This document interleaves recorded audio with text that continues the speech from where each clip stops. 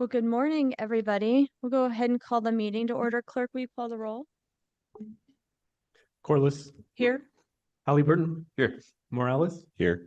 Nash, here. Stead, Here. Willits, Here. all present.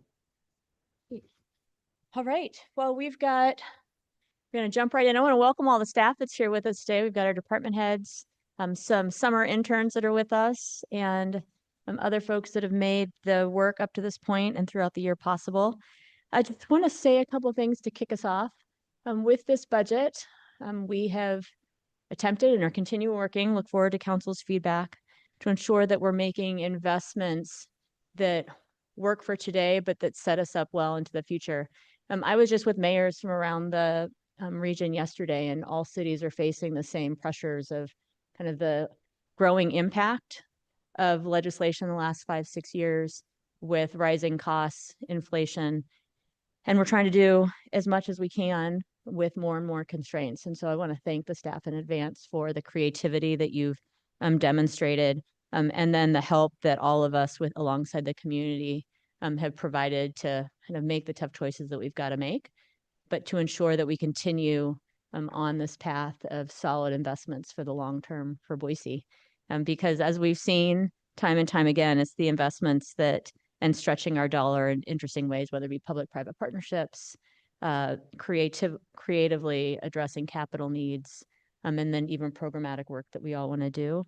And by doing that, we are able to grow on the legacy that Boise has of investing in neighborhoods and making sure that our community remains vibrant. So look forward to the workshop today, and then the takeaways for what's next with each and every one of you to get this ready for June. Madam Mayor, members of council, my name is Courtney Washburn. I'm the chief of staff for the city, and I'm kind of your guide for our budget workshop #1. So I want to start out by just going through the proposed agenda today. I'll give a bit of an overview, and then Eric and Alicia will do the budget build and investment approach.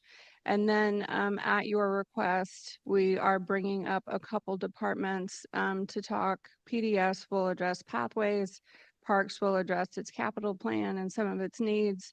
Fire will talk about 4-person staffing, and then police will talk about some of the positions they're hoping to get in the upcoming budget. And then I'll wrap up at the end of the day. I do want to add that this is one of my favorite meetings of the year. One, because everyone in here works for the city of Boise, which is fantastic. But it is truly an honor to be able to represent the work that's been going on since you passed the last budget. The budget process is significant and has a bunch of moving parts. So I just want to say thank you to everybody who participated in this process. And can you guys, I can only see me. Can you see my slides? There we go. So the budget process, just as a reminder, we did a budget overview. This is the budget workshop. We'll release the budget book on the 13th, and then we'll have a second workshop.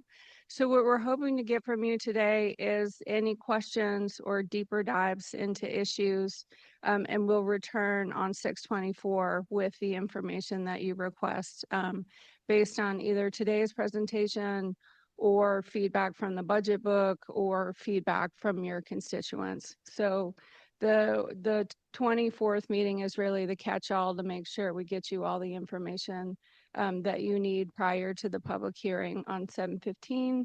And then the budget adoption is scheduled for 8/26.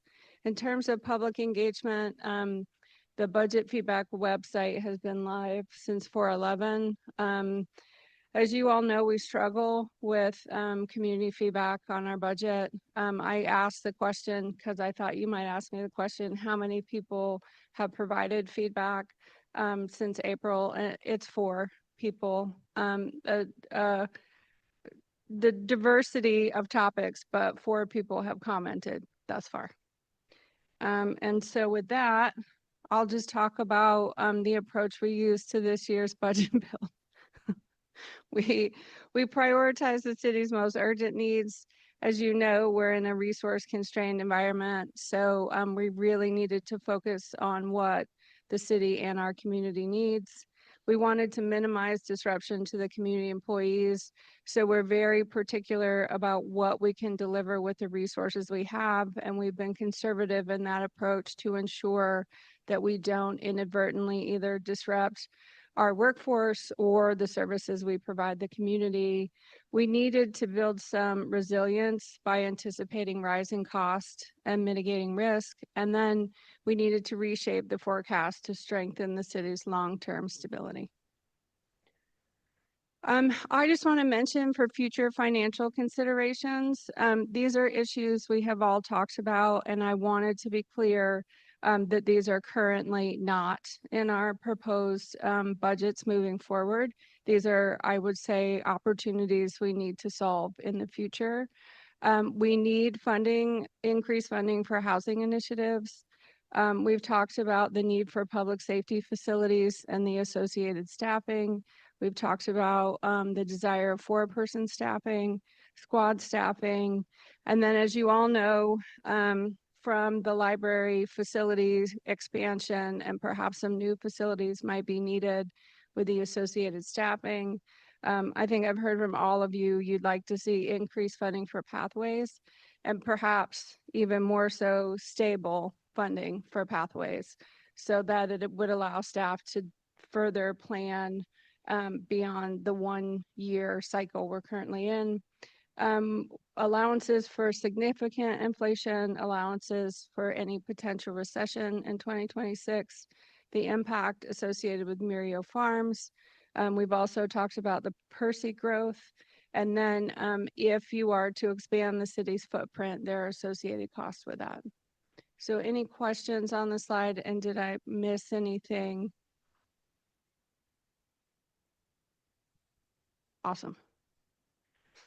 And so I just want to touch on the general fund staffing growth trends. You'll see this year we're proposing 16 new positions.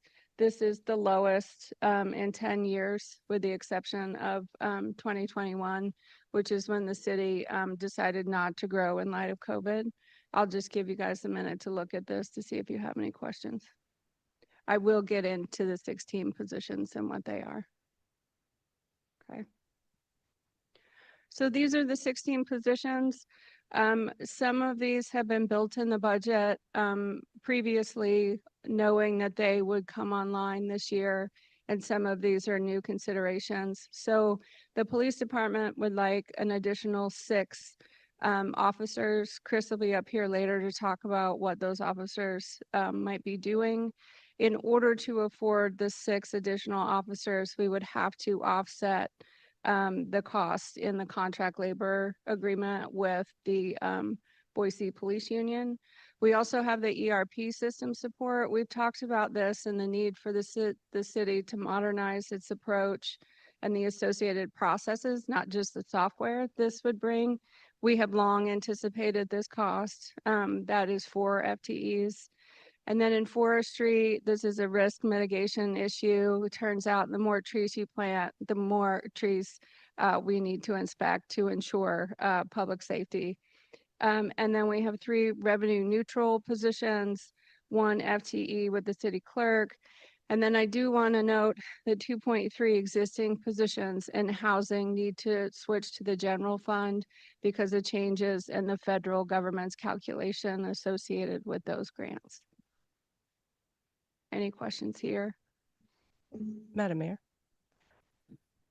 Courtney, thank you very much for this presentation and outlining for the recommended new positions. I had a couple questions. First one's on the ERP system support, and certainly supportive of looking at a new ERP system.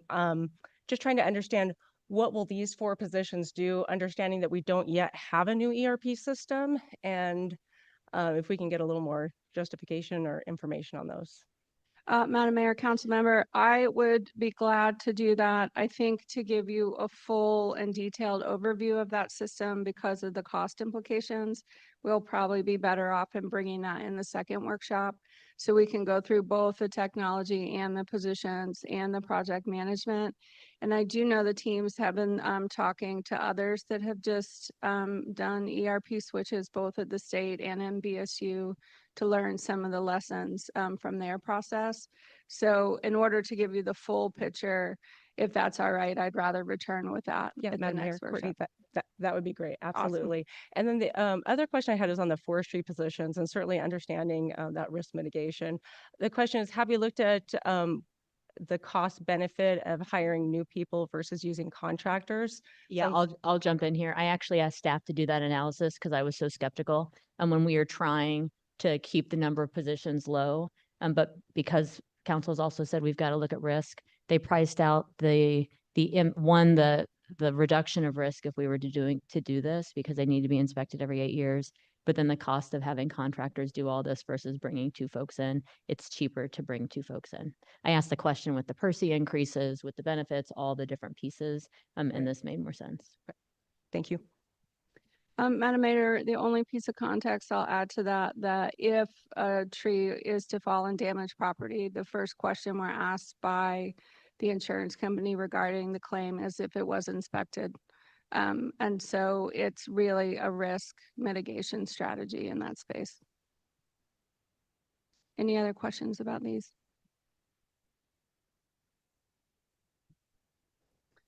And now I just want to touch on our general employee compensation. I think, as you all know, our biggest expense in the city is our people. So slight adjustments in this space make a large impact in your flexibility in the future. Our goals were to retain top talent, stay aligned with the market, reduce the growth to promote long-term financial health, and safeguard the workforce stabilization process. Some of you know we had a bit of a difficulty, as did everyone else, out of COVID, and we've made a lot of efforts to stabilize the workforce. So we want to continue with those efforts. So we are proposing a 2.6 base increase, and then we're going to lower the future forecast from 3% to 2.5. For one-time compensation, you can see it's performance pay and flex rewards. The performance pay would be base. The flex rewards would be one time, as they usually are. We need to reduce our contribution to the general employees' health insurance, and then we'll lower the forecast moving forward. And then I feel like every slide has a Percy bullet point, but the Percy rates will also remain to ensure our employees continue to receive that benefit. Madam Mayor, quick question on the one-time compensation. What is the change from fiscal year 25 in terms of the one-time for performance pay? Will be available. Madam Mayor, council member from last year. I need to phone a friend. We can get it later.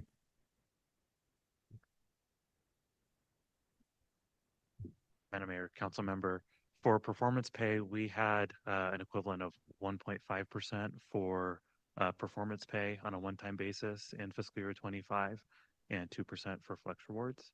This represents 1% in one time for each category. So then translating that to this 0.7 million, what's the percentage now? That is 1%. Okay, great. Thank you. Yes. Madam Hey, Mayor. Madam Mayor. Oh, go ahead. Hey, Eric, come back. Um, Thank you, our budget concierge, Courtney. Eric, you and I had a conversation about this, and I asked you quite bluntly, is the Percy a boomer problem? In that it's a lot of money we're having to put into Percy, and you wisely gave me a couple of reasons why this is going to cost state government, city government more. Could you explain why we're seeing such dramatic increases in Percy? Sure, Madam Mayor, council member, there's a number of factors that are resulting in increasing Percy costs. You can look at the funding position within Percy. So they're subject to market gains and market losses. So to the degree that they had experienced losses over different years. Also, there are more people now drawing upon the system than paying into the system. Percy considers average lifespan for participants. So as average lifespan increases, they need to reserve more within their fund. And then as folks across the state are paid more, so as we see inflation, Courtney mentioned a couple of years ago, and over the last several years, we've made significant investments to stabilize our workforce. Others have done the same, and that results in increased payout levels as well. Madam Mayor, Eric, I'm sorry, is 0.7 million 1%, or is that 0.5%? And 1.4 million would be 1%. Madam Mayor, council member, each are 1%. Yeah, Madam Mayor. Yeah. Just trying to understand how we arrived on the 2.6%. I've seen some recent forecasts that said, COLA estimates at a Social Security level might be 2.4, it might be adjusting, it might be going higher. I'm wondering where we landed on 2.6%. Madam Mayor, council member, I think with the help from our friends in HR, 2.6 is the current market rate increase across the state and likely the region. Do we know if that's consistent with what other government agencies, other city agencies in Boise are doing? Madam Mayor, council member, I believe everyone is in the current situation we are in, and we're trying to balance the needs of the future with the resources we have. I have not heard of another city looking at anything at 3%, maybe with the exception of public safety in certain locations, but 3% would be the highest you would see. I can say in the conversations that I've had, trying to stay about comparable to everybody else. And my goal in this was to do as much as we could for our employees because we were so focused on stabilizing the workforce. Want to take care of the employees we have today and push that as much as possible. Also wanting to continue with our performance pay and flex rewards. And then was pleased to see that when what we could eke out was very close to what COLA indexing is for this next year. Great. And I understand that 3% this year and then 3% the following year, it adds, it continues to build. And so I see the 2.6, but then the 3% to 2.5% sort of long-term budget forecasting. And, I guess just sort of, I think it's good to plan far out. And I also know that in 2020, we missed, we predicted something, we were off. Things changed quite a bit. We had 3 years where we were actually able to do quite a bit. And then we sort of, missed again, like things changed this year as well. So I think it's always good to budget conservatively. But I also don't know that I would predict that cost of living would be going down for most people who live in Boise during this period of time. And so I have just a little bit of heartburn of long-term future forecasting when we really don't have any idea what that long-term future forecasting is going to look like right now. I think it's smart to look at it that way. But I think I also have some trauma over 2020 and 2021 when we saw a lot of employees leave and they went to some other places where the wages were continuing to increase a little bit more. And I'm a little hesitant to budget a long-term future forecast instead of saying that, we're doing this for this year and then we're planning on reevaluating it every single year going forward rather than forecasting it out that far at 2.5. Madam Mayor, council member, if I could just add a thought, because I had the same internal conversation, and the money doesn't disappear when we forecast this way. It actually gives you more flexibility. So as we come before you next year, if we evaluate this and you decide it should be 3%, you would have that option. If we did it the other way, you simply would not have any more flexibility as to how you want to invest money. So I think of it as it's not that the general employees would or wouldn't get it or something else wouldn't be funded. But if we continue on the path we're on, it would not be an option. So we're trying to give you the flexibility to make the decisions you're referring to. And we don't believe that this limits that flexibility. In fact, it gives you the flexibility you're missing if we forecast at 3%. Yep. And I agree with that. And I think that is a smart way to budget. I think what I'm saying is that my expectation is that we revisit this every single year, that as things change and that maybe 2.6% is the right amount this year and maybe 2.5% is the right amount next year. I don't think we will know that until we get there. And so while maybe this is a good way to budget and be more flexible, I would like to just make sure that this council knows and that, staff knows and that my expectation from our budget office knows is that we should be evaluating this every single year, even if that's how we're looking at it from a long-term forecast. Madam Mayor. Madam Mayor. I'll just acknowledge that, and yes, that's my intention. That's how we've always done it. That's what we would do. Madam Mayor. I have a question on health insurance, if I may. Courtney, I don't know if this is the same situation as we're looking at for potential base increases, but I was kind of surprised to see that we're going to lower the forecast for health insurance from 4.5 to 3%, because my understanding is health insurance costs continue to increase. Madam Mayor, council member, so let me see if I can speak to this. So the contribution to, on healthcare insurance needs to come down to keep the flexibility that I was just talking to Councilmember Halliburton about. The employer contribution. Right. So So what the amount this, the city would pay towards the fees. so what this does do is let the healthcare trust board members know how much money they have and what plan changes they may need to make based on this contribution. And I believe currently we're only contemplating changes in the healthcare program that employees are already contributing to. So the Select Health would remain free to employees that were on it. And the other plan may see some slight adjustments based on this reduction. Okay, so this is kind of a signaling of this is where we're looking at for those plans. Okay, Right. Thank you. Madam Mayor, this might be a question for Eric. So just if you could have an answer on this, I'd be curious what the raw dollar amounts are for some of these decreases or increases. Like, what is 1% of our health insurance contribution? And then I assume this specific to is this related to the public safety one or just for this? Madam Mayor, it's just general employees. And also, if this might be for the future meeting, but I'd like to see our historical contributions towards that. If they have averaged 4.5%, like consistent with our projection, or if they've fluctuated. Madam Mayor, council member, just so I'm clear, would you like to see the trend over both the general healthcare fund and the public safety? I think I have a better idea of public safety, but this one I would be interested in. Okay. Madam Mayor. Going back to you talked about the market analysis that our awesome human resources department has done to help create this, and it sounds like this 2.6 is in that range for the public sector. But just to clarify, do we also have market analysis on what the gap will look like between the private sector and public going into next year as well? Do we anticipate that gap growing? Will the private sector be kind of doing the same thing that we're doing? Do we have kind of an understanding of what that might look like? Madam Mayor, council member, I think the trick with the city of Boise in particular is the generous nature of our benefits package. So the city doesn't look competitive if you just look at the salary amounts, but our benefits package remains the most significant in the state, if not the region. And so we continue to have conversations about what that balance is.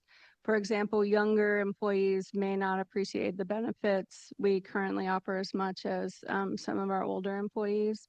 So we're exploring different ways with HR to try to fine tune the benefits that people want wherever they are within their careers.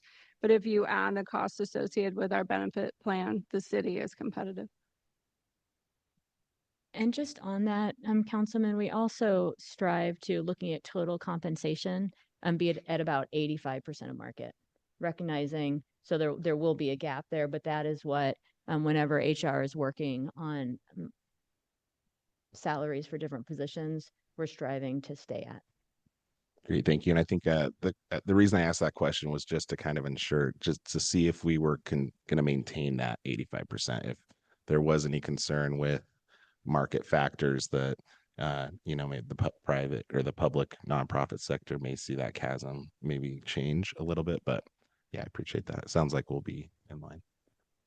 Madam Mayor, council member, where we are seeing it is in the competitive field of the trades. Because in the private sector, our engineers, our carpenters, or our electricians So we may need to look at certain classes of jobs where 85% doesn't do the trick, but it's an active conversation among the staff.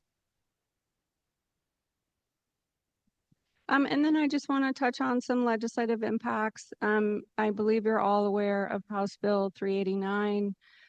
The revenue growth is capped at 8%. This does not impact Boise, but new development revenue was reduced to 90% of taxable value.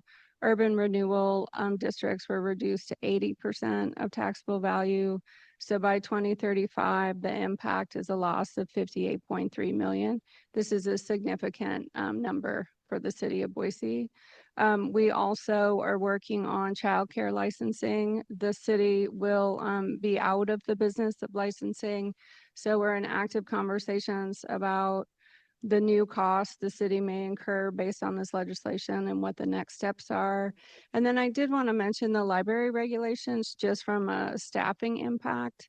The review that is laid out in that piece of legislation has us spending so much time on a single book when we could be buying more library books. I can't remember the average of a review of one book, but it is a significant burden both on staff and for our volunteer board members.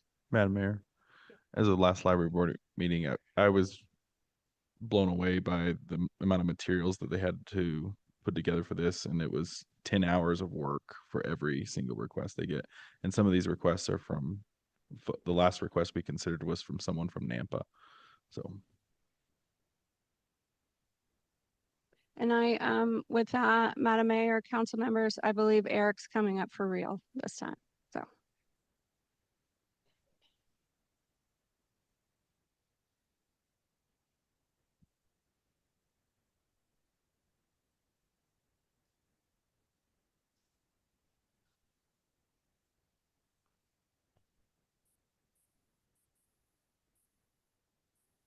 Thank you very much, Madam Mayor, members of council. We're going to do a budget overview. I'm going to do just a few slides talking about some themes, building upon some of the themes that Courtney was mentioning. I'll cover then the general fund revenues, and then Alicia will come up and cover general fund expenses and our capital program. So some of the goals that are present, each year when we're developing the budget are really to ensure that we have sufficient resources to cover our ongoing costs. It's important to note that the annual budget doesn't reset the entire budget. It's an incremental budgeting approach. I'll speak to that on a subsequent slide a little bit more. When we are developing our recommendations, it's important that the budget aligns with current community values and priorities. That we are adjusting all of our costs for services for what we think it's actually going to cost in the upcoming fiscal year. Same with our revenues, updating our revenue assumptions. We spend months and months doing both of those work products, and then resolving any differences between revenues and expenses. As mentioned on the last slide, we do take an incremental budget approach. The amount of flexibility that we have in any given fiscal year typically represents a pretty small percentage of our overall general fund budget. Between fiscal years 21 and 2025, departmental changes as part of this annual process represented somewhere between 2 and 5% of general fund revenues. We're looking for fiscal year 26 at something less than 2%, 1.5% approximately. In terms of the budget balancing environment and some of the cost pressures, Courtney did mention that we are seeing rising costs. I'll speak to this on this slide as well as the next slide, and then Alicia will go into it in quite a bit of detail. We are seeing our costs outpace revenues in many, many categories.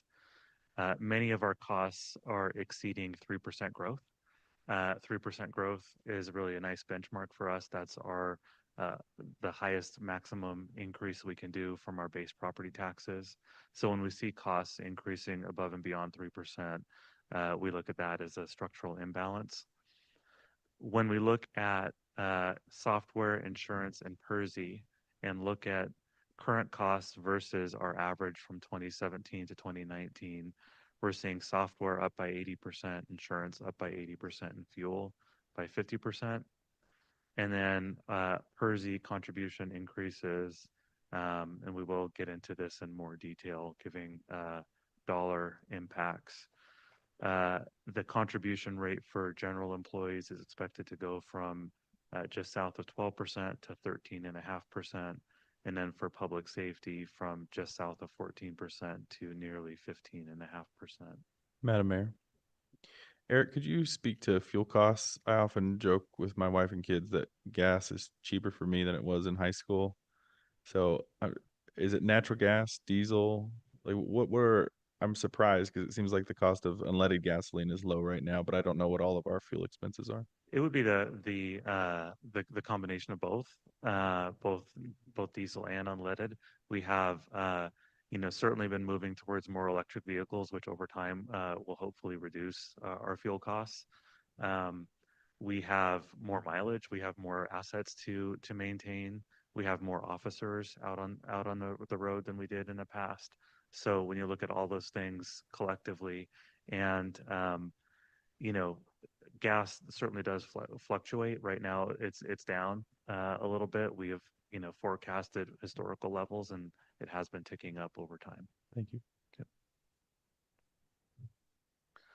So for fiscal year 26, we are certainly projecting a balanced budget. That is per state code. We would always recommend a balanced budget. There are some targeted changes to address some of the imbalances that I've spoken about.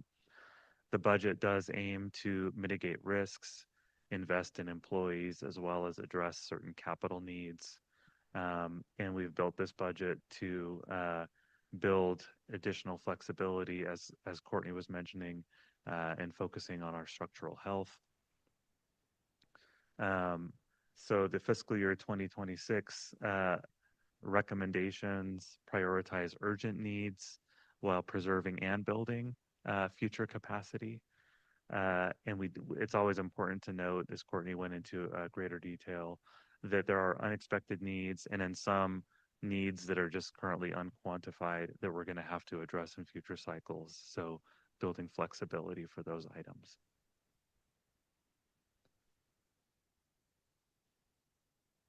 Just graphically, as we look at the imbalance between cost growth and revenue growth, our costs are growing at a higher level than our revenues.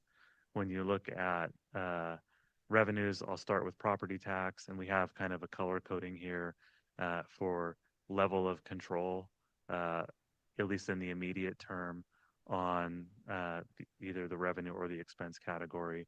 So property tax, we have some degree of control over that, in that we can increase up to 3% per year. So the budget, and we will get into this, does recommend a 3% increase for our property taxes. Other significant categories include liquor tax and sales tax. Those are two of our larger kind of general revenue streams available for the general fund. We have very limited influence over our sales tax and liquor tax collections. On the cost side, software, PERSI, insurance, and capital costs, I'm not going to go into a ton of detail here, as Alicia will be covering those later in the presentation. But those are categories where we have seen very significant growth, and we are forecasting continued growth within those categories. Health insurance for public safety and for general employees. Courtney spoke a little bit about that. For the general employees, aiming to signal to the Healthcare Trust Fund Board how much funding would be available, and that 3% level is to get us closer in alignment with the 3% revenue growth that is more likely achievable. Same with salaries, bringing that into a level that is within that 3% range. Madam Mayor, Eric, thank you very much for this presentation, and I like the color graph as well.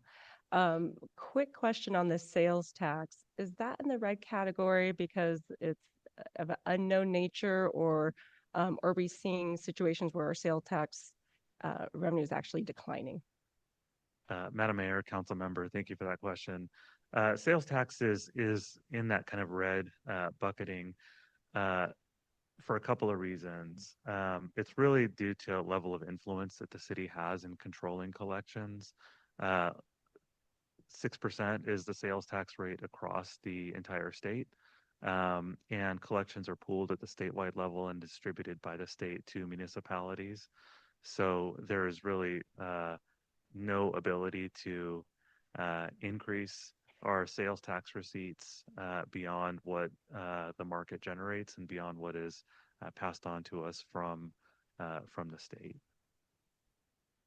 Madam Mayor, Eric, just a quick follow-up. So it's not really that our revenues in that situation may be declining. It's just that lack of control that the city has over that coming in. Madam Mayor, Council Member, that is correct. We are not forecasting a decline in sales tax revenue. There has been state legislation that was approved 2020, I believe, that significantly complicates the ability to project sales tax. We have been capped at 1% growth based on our position of sales tax versus other municipalities in the state. At some point, the hope is that we will all grow or fall collectively. But right now, we are being capped at that 1% level. So that's another reason that this one is in that red category.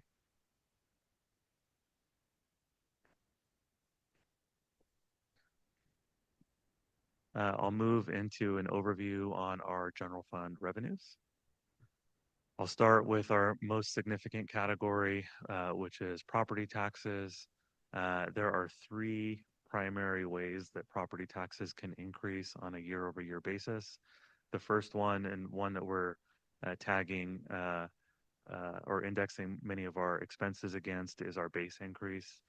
You can increase your base property tax collections by up to 3%. That generally supports cost increases for existing services. We have assumed 3% in the 10-year forecast, but much like salaries, and as we've seen in prior years, we reevaluate that on an annual basis and have a discussion with the City Council. The second way to increase property tax on a year-over-year basis is through new construction, annexation, and urban renewal districts. Generally, that category is intended to fund new costs associated with growth. I'll note that due to House Bill 389, as Courtney mentioned, growth is capped at 80% for expiring urban renewal districts and 90% for new construction and annexation, both of which are impacting our fiscal year 26 revenue projections. I'll get into that in a moment. And then the third way is through foregone recovery, which allows municipalities the ability to recover unused property taxes from prior years. Looking back at property tax and property tax relief provided by the city on a more global scale, you can see, and this takes a 10-year view, fiscal years 2016 through 2020, the city opted to take 3% each year, the maximum allowable amount. When we look at fiscal years 21 through 2025, the city took approximately 76% of the allowable amount. That those were some of the COVID years and aims to provide property tax relief in light of burden shift that we were seeing. When we look at that fiscal year 2021 through 2024 period, where the city took less than the allowable amount, that resulted in annual base savings.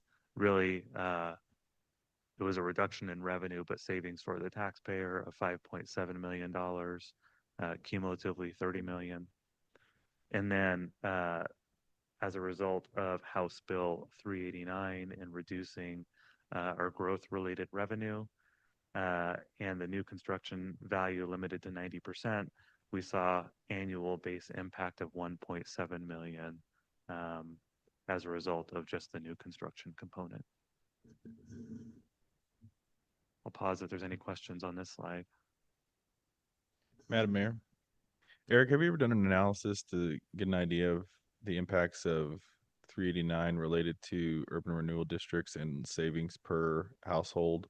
I imagine 1.7 million across the entire city is probably not much per household. I also am maybe confused about what the policy rationale, and this is not a question for you, which might be for giving targeted property tax relief to an urban renewal district rather than the general public. But question about how much savings is this per household? Because it seems like it'd probably be relatively small. Are you, when you're talking about the targeted property tax relief to the URD, you mean related to 389? The 20% reduction in their The property 80%. Okay, and that wasn't a city policy. Yeah, I understand. Oh, good. Gotcha. Okay. Madam Mayor, Council Member, I should first clarify that the 1.7 million represented on this slide is strictly for the 90% cap. I will speak on a subsequent slide to the expiring urban renewal districts. I don't have an analysis ready, but we can certainly pull that together for the June discussion in terms of the impact on the average homeowner from that $1.7 million. Okay. And similarly, with the URD impact. Yeah. Thank you. So for fiscal year 26, the recommendations related to property tax that are included include taking the maximum allowable increase of 3%, taking the maximum allowable amount of new construction that represents 90% of what it otherwise would have been, and that results in a base revenue reduction of $161,000. That's on top of the 1.7 million represented on this slide. We also have an urban renewal district that is expiring. That's the River Myrtle Old Boise district. A recommendation to increase the property tax budget by the maximum allowable amount. Again, that's 80% of what it otherwise would have been. And that results in a budget reduction, base budget reduction of $1 million. Finally, funding is recommended for the continuation of the property tax rebate program that the city has offered the past 3 years due to state legislation. And as Courtney mentioned, no longer licensing childcare providers. That has been removed from the eligibility for this program, but the property tax reduction program, otherwise known as the circuit breaker program, still does remain. Pause for any questions or maybe on this slide.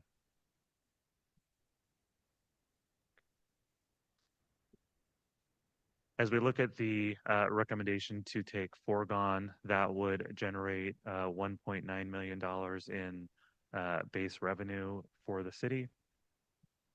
The city, per state legislation, would need to declare what that funding would be used for. Primarily, 1.6 of the 1.9 million would be used to augment or transfer to the capital fund. Alicia will go into the capital fund and our rising major repairs and maintenance costs being a primary driver for needing to increase our funding there. The funding would also be used, a portion of the funding would be used to support police technology optimization. At least it would, cover a potential gap there. And then to be used for efficiency measures, increased AI licenses. And finally, a portion of that 1.9 million would be used to maintain our commitment of funding VRT at 5% of our property taxes, although I will note that for fiscal year 26, we don't need to fund that increased amount based on VRT's budget plan. Couple of questions, Madam Mayor. First, this might be a question for you. Does the city have an artificial intelligence policy citywide? This is something that I'm looking for Kyle. Kyle has been working on developing in terms of how it's used by staff within the city. Okay. Would you like details of that, or is that enough for now? Probably a little bit. Okay, great. Madam Mayor, council members, Kyle Patterson, Director of Organizational Effectiveness. Yes, we do have an AI policy in place that we put in place over a year ago to establish some guardrails for folks to ensure that they're using generative AI safely. Just at a high level, the large guardrails are staff can't use any confidential or sensitive data in these tools. They can only use a set of pre-approved tools that have been approved by our IT department. They are responsible for any work that they do using generative AI tools, and they're required to cite generative AI tools in some circumstances. That's the biggest piece of the policy, but there's other elements as well. And does that apply to public safety as well? It does. It's the entire organization. Madam Mayor, I have a question along these lines. Hi, Kyle. I know at my corporate job, the huge priority is to automate as much as possible with AI. Is there any is the city working towards those kinds of efforts to try to streamline, give people some time back to spend on other things? Yeah, that's exactly what we're hoping for. We did a survey of staff citywide around their use of generative AI, and then we also did a pilot last year where we bought 50 licenses for ChatGPT and distributed them, and then evaluated how that worked. Overall, we found that staff reported they saved almost 4 hours a week by having access to a license. So that's the equivalent of if you have a team of 10 staff and they all get licenses, that's like having an extra FTE, which is huge. So we see the ROI on this investment in artificial intelligence being really high in terms of our productivity as a city. Madam Mayor, critical question for Eric on VRT funding. Could you help me understand how can we say that we're using this to maintain our 5%, but their budget, it sounds like maybe their budget request was less than 5%. And is it VRT's understanding that we'd be funding less than 5%? Can you help me square this? Yes, Madam Mayor, council member, everything you said was correct. This is VRT's understanding that we would be funding less than 5%. However, in the outer years, I have included an assumption that we would get back to that 5% based on needs that would be disclosed in future cycles. So could you help me understand how we can use this as a justification for the foregone expenditures if we're spending less than 5% in fiscal year 2026? The ongoing revenue associated with this would be directed towards VRT on a one-time basis. It would not be used in fiscal year 26. It would go towards the capital fund. Okay. But from a long-term perspective, the 1.9 million being a base revenue, 5% of that would be allocated towards VRT. Understood. Madam Mayor, Eric, just a clarifying question on that. So do I understand that if the city raises property taxes by 1.9 million, that 5% of that will automatically go to VRT? Is that what I'm hearing? Madam Mayor, council member, that has been the city's approach, allocating an amount equivalent to 5% of our property taxes towards VRT. Okay. And and that's why you hear from Elaine every year, because quite a few years back, the city passed a policy and signed an MOU that we would do 5%. This year, at my request, because the 5% was more than they needed, there was some capital stashing they proposed doing with it. In my request, they just took what they needed to serve Boise rather than doing long-term capital banking. Because, like every city in this region, we're trying to make dollars go further. Madam Mayor, Eric, on the police technology optimization, is this the completion of that project, or is this an ongoing, like we'll see other, I know we had partial funding last year as well, and this current year. So kind of curious what that looks like. Will we have other pieces of that project added? And then do you have an FTE equivalent of the work that's been completed this budget year, and what would be completed this next? Madam Mayor, council member, the funding that was allocated for police technology optimization a couple of years ago, and the projects that were contemplated therein, this would be the conclusion of that. At the June workshop, and Chief might want to speak to this also when he comes up. We can get into a little bit more details on what that is. That being said, I would expect there to be continued investment across the city on technology. So I wouldn't look at this as being the completion of investment in police technology. Madam Mayor, Eric, just another clarifying question on the transfer of the capital fund. So of the 1.9, are you saying that 1.6 will go to the capital fund? Madam Mayor, Council Member, that's correct on average. So, you know, again, with that VRT piece being variable in the first year, it's not exact, but over the 10 years, it averages to about 1.6 million. So the vast majority of it would be dedicated towards that. And then what's the current balance in the capital fund? Madam Mayor, Councilmember, we'll get into where we stand with the capital fund. I know that in the past we've talked about the facilities reserve. The facilities reserve is being fully utilized based on increased major repairs and maintenance needs. So at this point, and with the recommendations that we have included within the budget, will be effectively balanced without a facilities reserve going forward. So I think what I heard you say is that the budget drains the capital fund and then the increase in the property taxes replenishes part of it. Madam Mayor, Council Member, the increased cost that we're seeing associated with major repairs and maintenance require the use of the full amount that we had in that facilities reserve and the increased investment through the foregone piece here. So the facilities reserve would effectively be at zero in the capital plan, even with this 1.6 million, based on the increasing costs that we're seeing.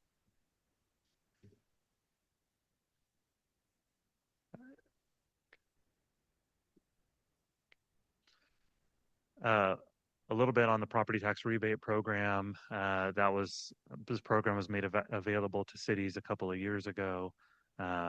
The city of Boise has been the only city to date that has employed that program.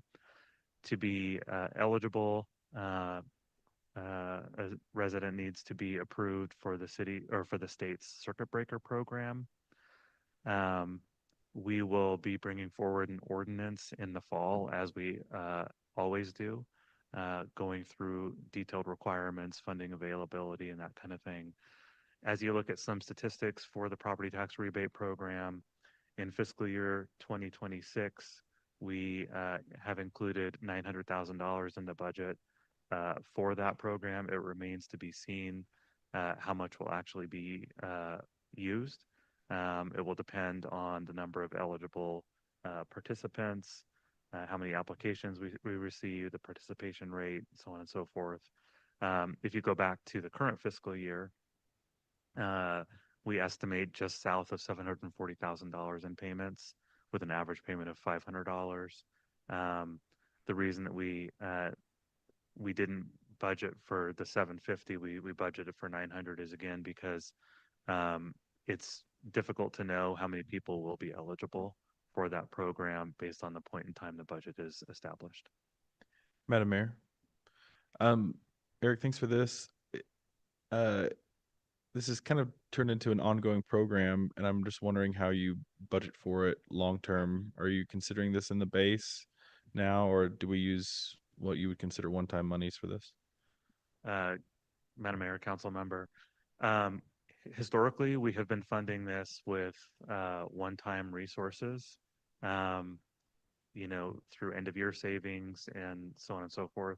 As we look out into the forecast, we have assumed it for the next couple of years at least, but I think it's going to be an ongoing conversation with the council as to whether we participate each year. Madam Mayor.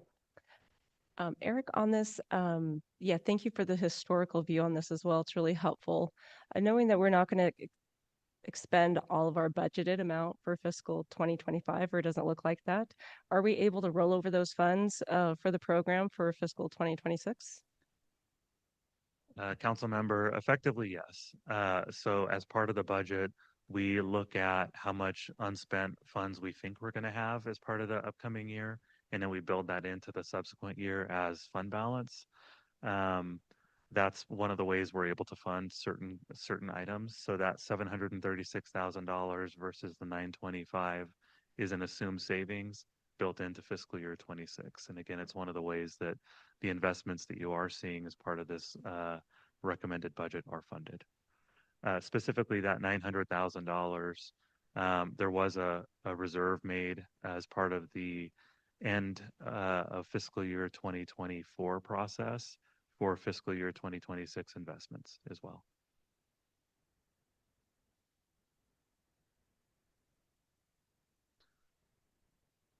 As we look at sales tax, I mentioned previously that we have assumed 1% growth for fiscal year 2026. This is a very challenging category to project due to 2020 legislation. Our receipts are influenced by statewide collection trends, the timing of receipts, as well as distribution of population growth across Idaho cities. So some trends that we've seen, we saw limited growth in fiscal year 2021 and 2023, 24, and even the current year. However, if you look back at fiscal year 2022, we were not capped in that particular year due to the way the population growth was shifting. We saw strong growth that year.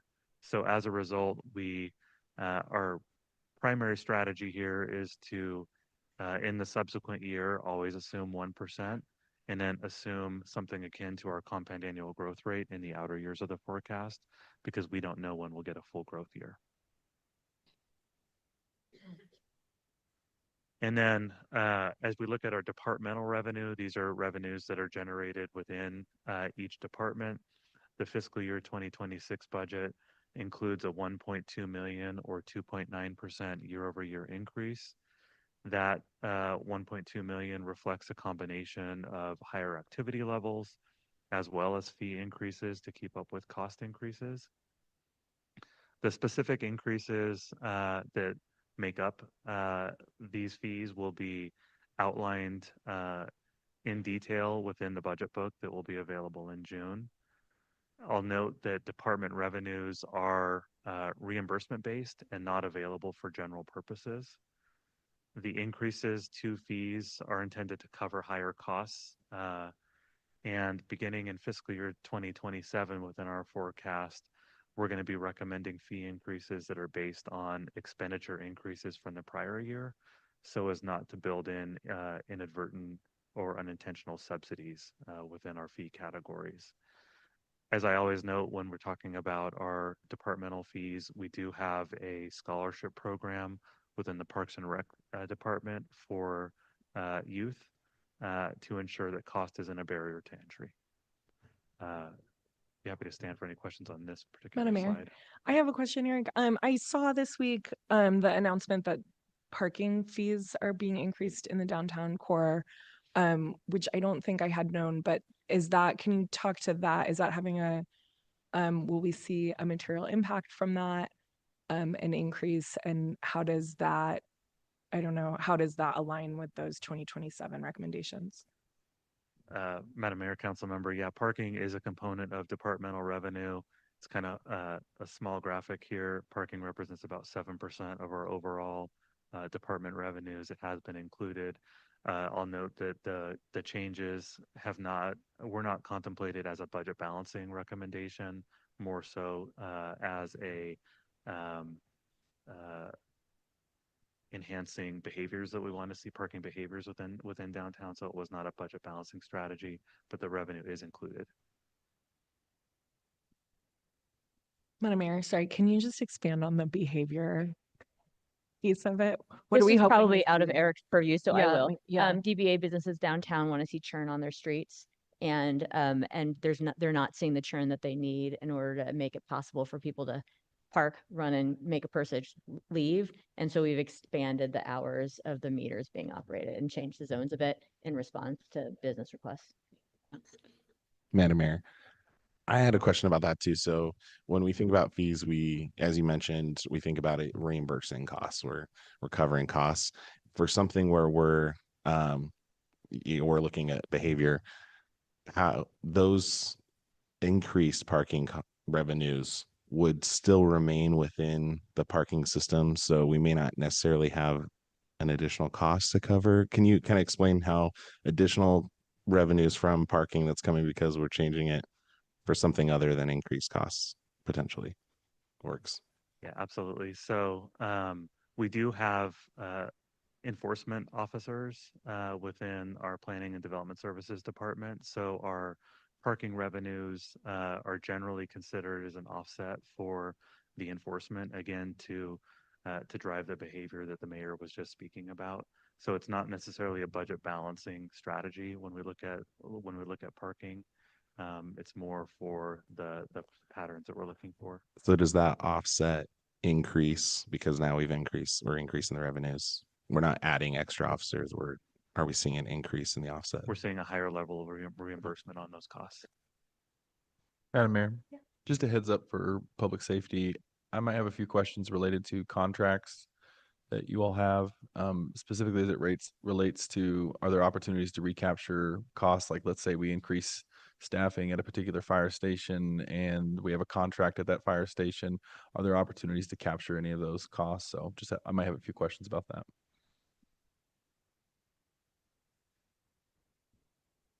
With that, I'm going to hand it over to Alicia to go over general fund expenses.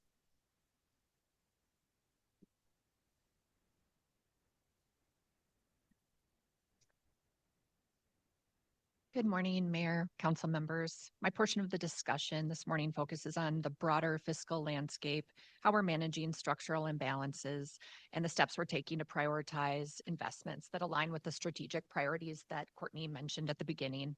So as we've seen over the past few years, the cost of business has been growing. And 2026 is no exception. Eric has discussed how the revenues are not keeping pace with the growing expenditures. And I'll highlight some of the key pressures that are driving the expenditure growth, as well as talk through how we're proposing to invest the limited resources in the most critical areas. So to begin here, we see the city's approximately $325 million general fund expense budget. And where does it go? So we have this pie chart here that breaks down the expenses by broad cost category. So the biggest slice of the pie is personnel costs. That makes up 72% of our expenditure budget. And that includes employee salaries and benefits. 19% is maintenance and operations, or we call it M&O. And that includes equipment and also salaries, or I'm sorry, not salaries, software and utilities. And we also have insurance costs in there. And then smaller shares include VRT at 3%, and then we also have transfers at 6%. So in the next several slides, I'll share how most of our spending is ongoing and also increasing year over year. And as you heard from Eric, many of these costs are rising and they're baked in, and we have very limited control over these rising costs. And due to the fixed nature, we're pretty limited in the city's flexibility. And it's leaving fewer dollars for discretionary spending in our 10-year forecast. Madam Mayor. Alicia, thank you so much for the breakdown and percentages of how our general fund, what those expenditures are. Is it possible, can we get a trend chart for the past 4 years to show what, if any, of these categories have increased over time? Absolutely. And you'll see in a couple of these slides, we'll show some of the trends. Okay. Yep. For some of the cost categories, but if there's any more detail that you'd like. Yeah, if we could get that, just like we have for the pie chart, just so we can see which percentages have changed over time, that'd be real helpful. Absolutely. Thank you. Mm-hmm. So first, we're going to cover the biggest slice of the pie, personnel. So this slide highlights a key structural challenge in our budget, the growing gap between personnel costs and property tax revenue, which is our primary revenue source. So looking back, property taxes and personnel costs tracked pretty closely, but kind of changing starting around FY20. That's probably when, it was about 2% is when our property taxes were, or personnel costs were about 2% more than property taxes. Since then, the gap has been steadily growing. And now in 2025, we're projecting over a 17% difference. And this difference is driven by several factors. One, cumulative FTE growth, but there's also other factors like property tax relief that Eric mentioned in the 3 years where we took less than 3%, high inflation, which will be reflected in the next slide that I show, where average wage increases have grown, and increases to PERSI as well. And then, as you can see at the bottom of the slide, personnel costs are growing at a compound annual rate of 5.74%, while property tax, the compound annual growth rate of property taxes is growing at 4.39%. Long-term property tax growth should be 3%, but that also includes here the new development and URD as well. That's just included in the compound annual rate there. So this difference is compounding year over year and is increasingly an unsustainable situation that will not allow us to hire additional staff if left unaddressed without additional revenue sources or cost containment strategies.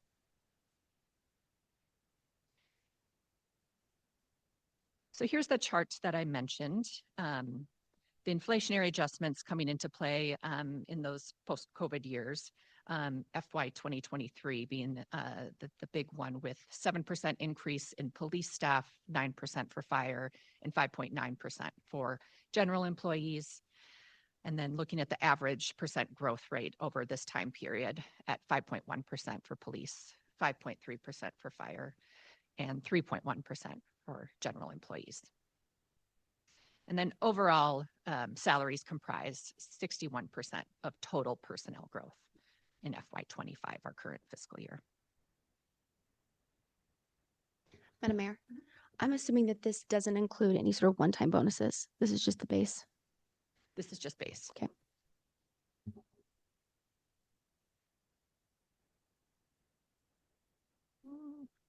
Having a hard time advancing here. There we go. Thanks. Another component of the personnel pie slice is the city's required employer contribution to employees' retirement plan through PERSI. PERSI reviews its plans annually to determine if adjustments are needed to employer and employee contributions. The board is responsible for setting rates to ensure sustainability of the fund. So from what PERSI has indicated to employers, the contribution rates are likely going to increase to the rates that you see here. So for the current fiscal year, we have 11.96%, rising to 13.53% for general employees.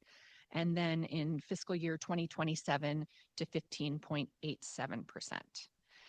And then for public safety employees, it's currently at 14.65%, jumping to 17.62% in fiscal year 2027. So why this matters? This increase results in a large and ongoing budget impact for the city. $1.5 million for general employees by fiscal year 2027, which is a 33% increase in terms of cost impact, and $1.7 million for public safety employees, or a 20% cost increase for the city. So by 2028, we're expecting a combined cost increase for the city of over $6 million per year, more than the current fiscal year 2025. So if these increases are adopted, it'll be one of the largest cost pressures in our long-term budget forecast. The rates could drive an additional $7.5 million annually over the long-term 10-year forecast. By 2035, PERSI costs could reach up to 8.2% of the general fund, which is well over the 5.8% that it is made up of in 2020. So overall, we are looking at the 10-year cumulative impact of PERSI retirement costs in the general fund at nearly $60 million. And as we mentioned, this is a cost that we do not have control over. It is directed by the state. Madam Mayor. Alicia, Yeah. on this, do we have any type of forecast from PERSI on what their contribution rates might be, or are we extrapolating what the rate was this year across 10 years, or are we doing an average? On this previous slide, these are the rates that they have signaled. Okay. Mhm. Madam Mayor. Alicia, with the signaling from Percy for these rate increases, have they gave some, I'm just curious if we're seeing this from more of a longevity or why they're seeing these higher percent, or what is their justification for this? Yes, thank you, Councilmember. As Eric mentioned at the beginning, I think there are several reasons. They're looking at the overall sustainability of their pension plan, looking at the age and number of retirees drawing from the plan.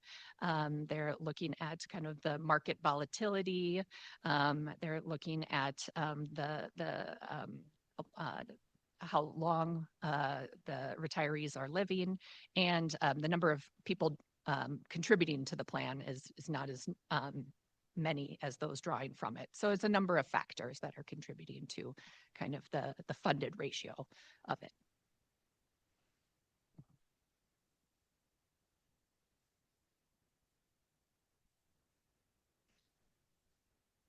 So now moving on from personnel costs to the M&O, or maintenance and operations slice of the operating pie, we have in risk and workers' compensation costs is another rapidly going cost category for the city.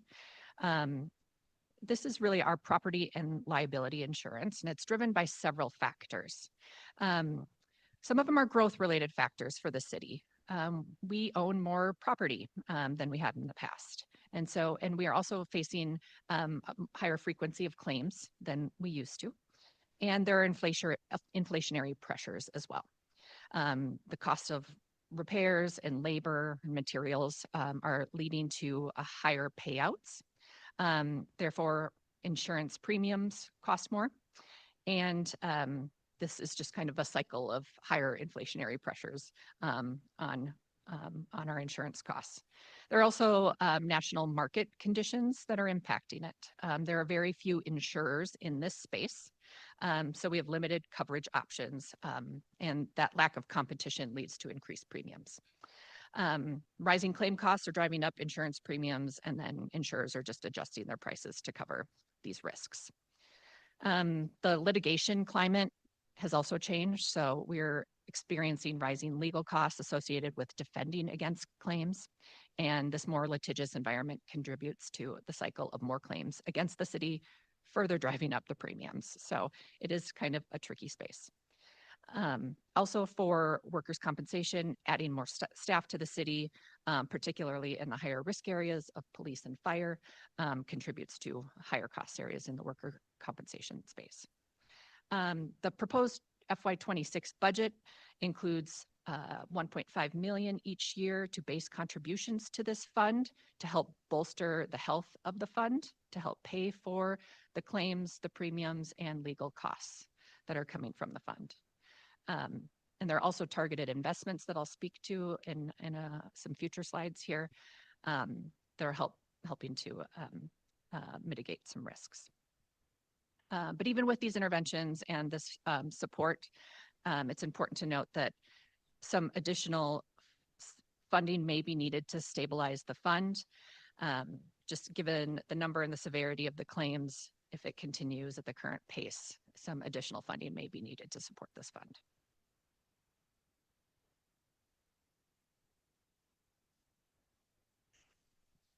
So second rapidly growing cost category in the maintenance and effort space is software costs for supporting city operations. These costs become a significant and growing share of the general fund as well. In FY 2018, software and maintenance accounted for about 1.5% of the general fund, or just under $7 million. By fiscal year 2026, it's projected to more than double to over $14 million. And by 2035, it's estimated to grow to over 18 million, or 3.75% of the general fund. The increase is primarily driven by a few factors: a shift from traditional on-premises systems to cloud-based software, which is often comes with recurring software subscriptions, rising demands from departments for their modernization efforts.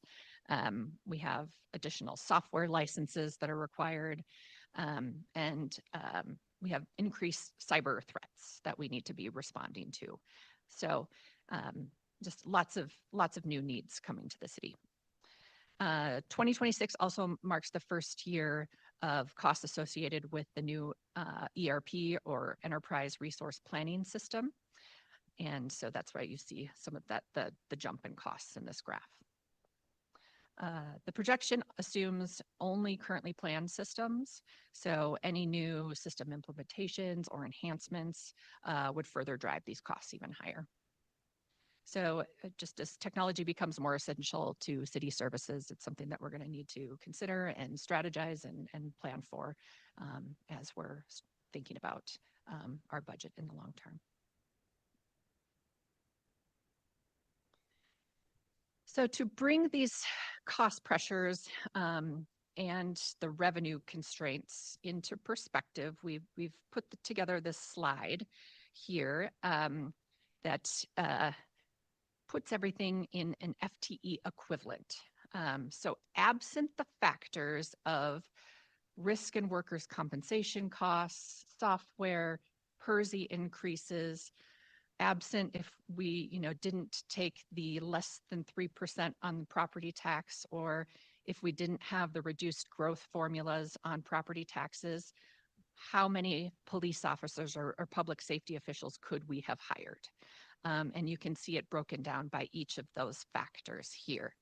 So we could have hired 30 additional police officers had we not, if we hadn't taken less than 3% on property taxes. I think this is a good slide for just kind of bringing into perspective how impactful some of these pressures are on our budget. Madam Mayor, Overall, 141. question, how much foregone do we have left? Like so the years that we took less than 3%, and then we have other years in which we have added to that or taken it back, what's left? What percentage? Madam Mayor, Council Member, going into fiscal year 26, before the recommendations, there was about $5.5 million. The 1.9 million would reduce from that to leave about 3.6 million for future years.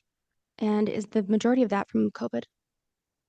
Madam Mayor, Council Member, yes. So the first COVID year, we took 0%, and then there were two subsequent years, one where we took 2%, another year where we took 2.45%. It was the combination of COVID as well as the City Council and Mayor's desire to provide property tax relief due to burden shift. Thank you.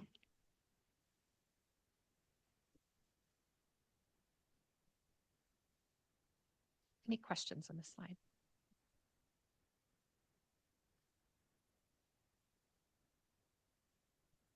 Next, I'll speak to some of the FY26 investments that we are proposing.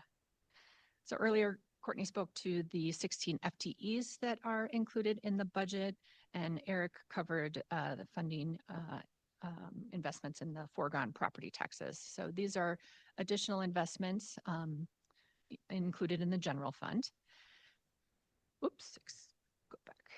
So we have included a one-time capital transfer increase of $2.2 million to address the pressing capital needs, and I'll speak more to the capital needs in some upcoming slides.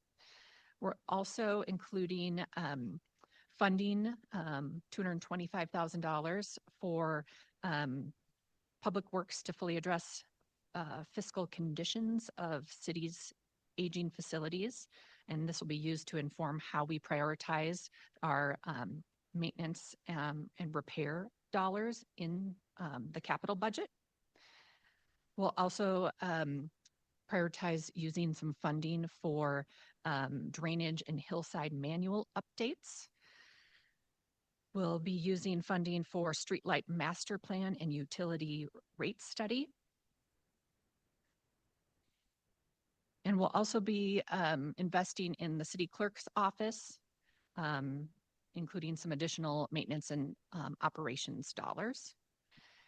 And then some other changes, including additional funding for the library's software for their bound crossing library book sorter, and additional funding for Fire's annual access joint powers agreement. Any questions on this slide? Madam Mayor, this isn't necessarily M&O, but I am curious, and maybe Jamie can answer this. We're adding positions to the clerk's office, but the legislature has taken several of those responsibilities away. I'm trying to figure out why we need more people when we have less responsibility. So at some point, I'd like to hear that answer.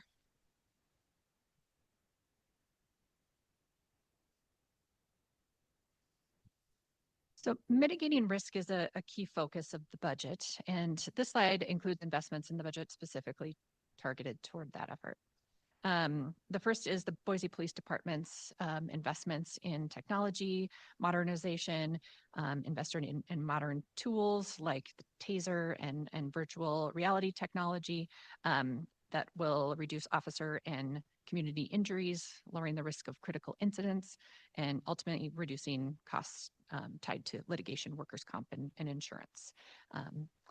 We also have included here the forestry positions to help mitigate risks associated with our urban tree canopy. We also have, as I mentioned, the facility safety assessments. We've also increased funding for our major repairs and maintenance in our capital budget. And then, as I mentioned, we're increasing our contributions to the Risk and Workers' Comp Fund by $1.5 million each year.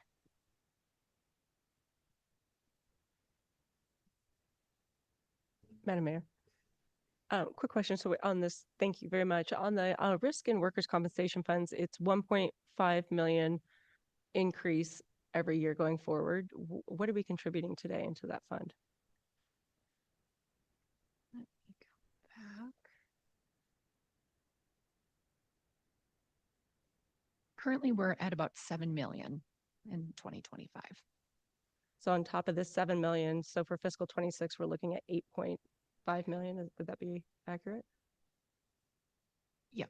And then we're looking at, and we're going to continue that amount going forward due to Correct. claims. Correct. This is okay, current workers' claims. Yeah, it seems like quite a significant amount for that fund. Mhm. I'd like to dive down more and just figure out, what's maybe the specifics, and is this something we're going to need ongoing year after year, or are we just really trying to true up the fund one time? This is something based on our claims experience, and it is something that we see needing ongoing, but part of our efforts in some of the investments we're making to reduce the risk and some of the investments we're making is to reduce some of the risk areas. But based on our current projections, it is an area where we see the costs increasing. Okay. Thank you. Mhm. And we can bring that back. We did a presentation at some point of the projections related to risk, and then why, and then through that also staff was directed by this council to look at ways we could reduce risk, but can get those back to you and bring any updated information. Okay, great. Thank you. Yeah.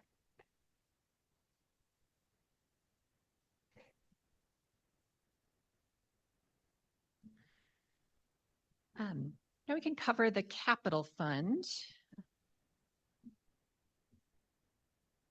So similar to the general fund, we have capital costs rising faster than revenues in the capital fund as well. So right now, currently, the general fund transfer covers only the major repairs and maintenance and equipment costs. So it's really limiting the city's ability to pay for larger strategic capital projects in the capital fund. Those projects, for example, libraries or public safety facilities. So it's really limiting our ability to keep pace with the needs of the city's aging assets. So in the long term, additional dedicated funding is needed to address major one-time capital projects and keep pace with these rising maintenance and equipment needs.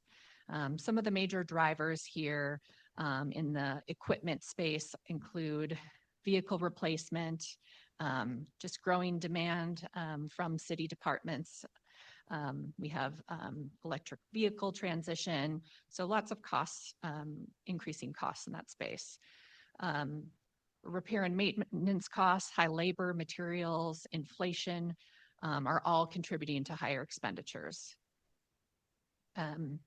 So we have several recommendations for helping with this structural imbalance that we are advancing in this proposed capital budget. One is to incrementally increase the capital fund contributions to the fund, which we are doing through, you saw in our recommendations for this budget. We recommend prioritizing major repairs and maintenance, so investing in what we have and limiting the new projects. And then also pursuing alternative funding such as bonds and levies for high impact isolated projects. So there are several developments that have happened recently that have led to the reduction in fund balance in the capital fund. So in 2025, the capital fund included a $12.5 million facility reserve. But since then, there have been some unplanned needs and cost escalation that have significantly reduced the flexibility in the fund. And that some of those projects are included here, such as the Union Block remediation project, A Street mobility project, ongoing funding for pathways, escalating pool costs, and then new projects such as A Street, and then new MRM needs, parks, the annexed garage, and Boise Depot. Madam Mayor. I can go back, yes. Yeah. A question on the slide, a couple questions. So when we take a look at the pool cost escalation, are we saying that the what we have in the reserves today is actually paying for those escalating pool costs? Yes, Councilmember Corliss. To some degree, yes. And on the next slide, I will get into that. Through this capital budget, we are liquidating the facility reserve to cover the projects that I will show on the next slide, including the pool. So some of the highlights of our 5-year capital plan include an increased capital transfer using the facility reserve. We are experiencing high inflation. Everything is costing more, especially in the capital space. So if we look at just our buying power, what we have compared to what we had in 2022, using our $26, if we were comparing it to 22, it's 15% more expensive. And so we really are trying to get as much into the capital fund as we have available from the general fund. And you can really see that in this budget. And Alicia, yes. I'm just going to interrupt you here. Sure. Because I want to, I want to make clear that this is 5 years. So Yes. so we're looking at to make it possible to make the investments that are in the capital fund for the next 5 years. We're looking at increase transfers to the capital fund and using the facility reserves, which was for capital projects. So it's not just in 1 year, but this is the things that you're talking about the next 5 years. Right. Absolutely. So there's a focus on fixing what we have through major repairs and maintenance and equipment, but also for increased funding for community assets such as Lowell Pool and public safety facilities. Here are some highlights. This is specifically in 2026, but we do have the 5-year plan as Mayor mentioned. So for we also have funding for the ERP system. We have 8th Street. There's funding for the Alta Harris Park Green Up, Liberty Park Playground, Whitney Pool, Boise Depot, and the Annex Garage. Overall. And just so folks know, I asked if we could strike the annex garage, but it is earthquake fixing things that have to be. So it's just one of those things. We got to take care of our house before it falls down. It's not going to fall down in place.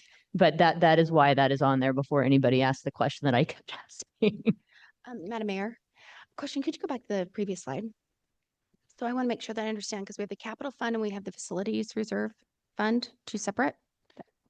Combined. The facilities reserve is really just capital fund balance.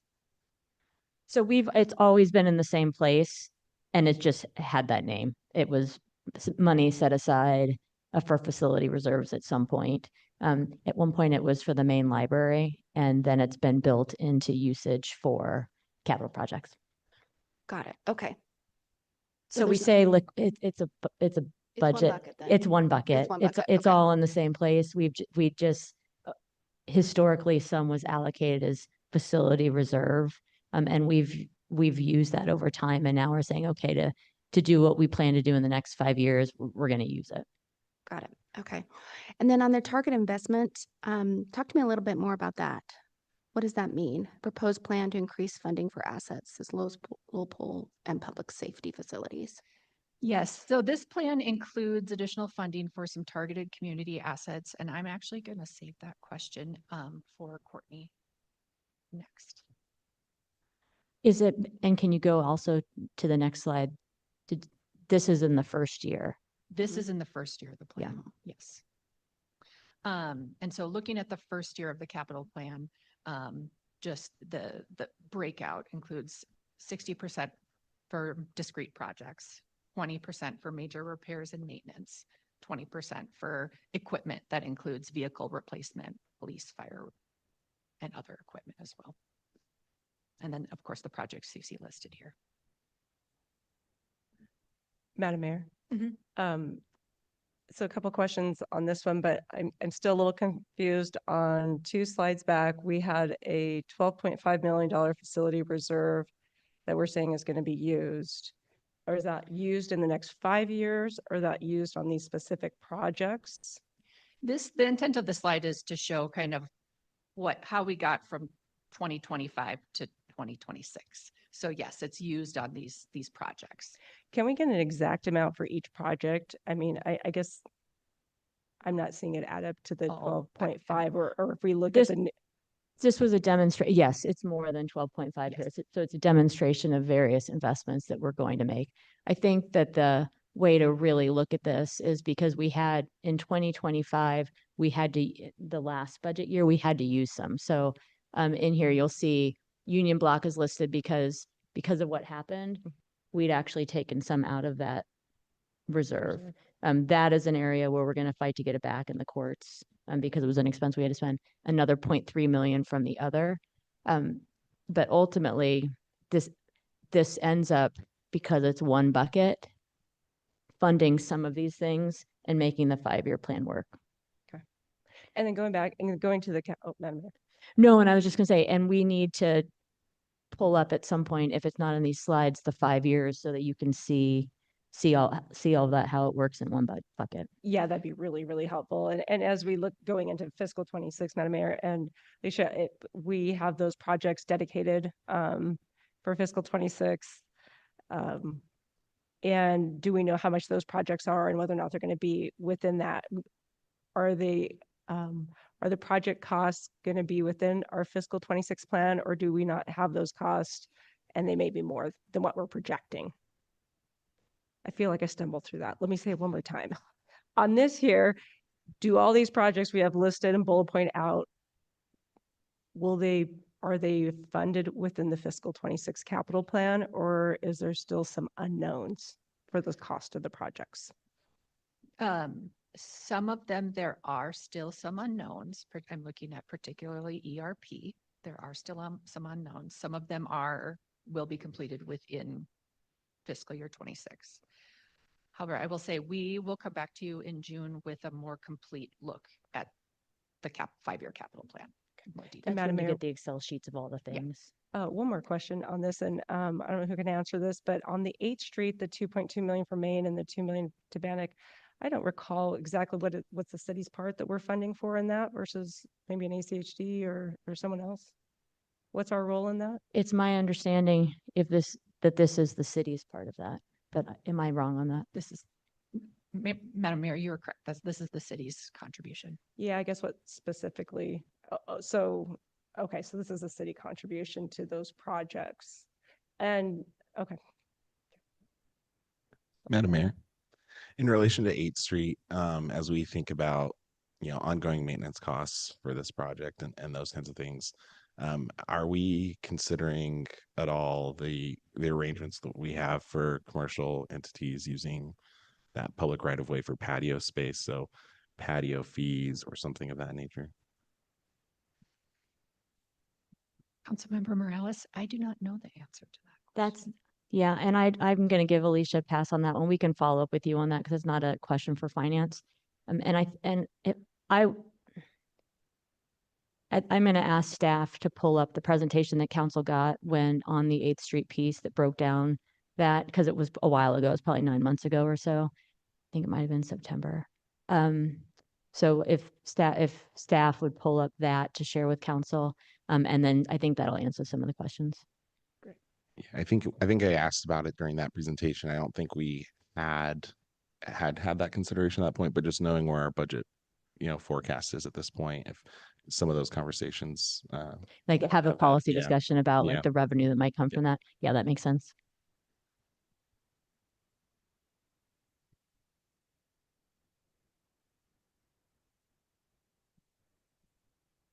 That concludes my Oh, portion. I just want to clarify, I don't expect that we do that today. This is in that list of former presentations that'll be pulled back up to share, and then any follow-up discussions in the next budget workshop. Great, thanks.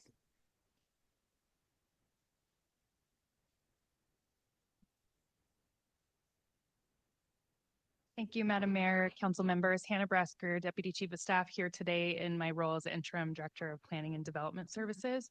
I'm just going to give you an overview, some of what you've seen before on the Pathways program, and give you an update and sort of considerations as we move forward. I'll touch on current funding, some of the program accomplishments, considerations that we make in terms of decision making on each pathway, and then our future funding needs for the 10-year plan. So we have two big buckets of funding. We have our local funds and our federal funds. You can see here in 24 and 25, we had 650,000 in local funds. And then assuming approval, we'll have a recurring annual budget from fiscal year 26 through 29 of $300,000 in the program. And then in federal awards, we have 8.1 million supporting 3 projects. That's in addition to the matching that comes with that.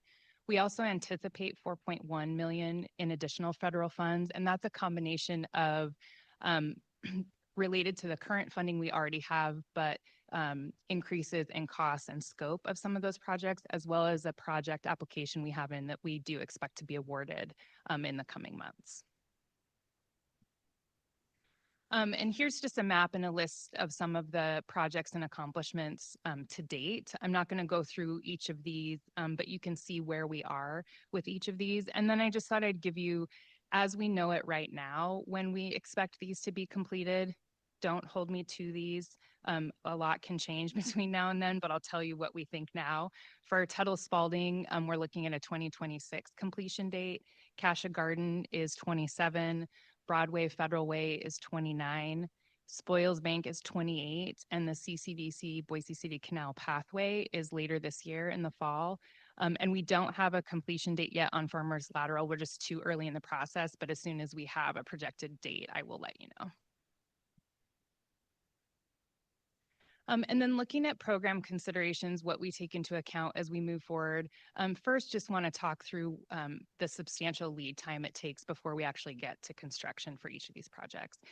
A lot goes into this before we get to construction. The main driver of that long lead time relates to gaining access, either through acquisition or easement. So that often takes a long time, in addition to the community and neighborhood engagement, design, and other factors that go in before we get to that construction date.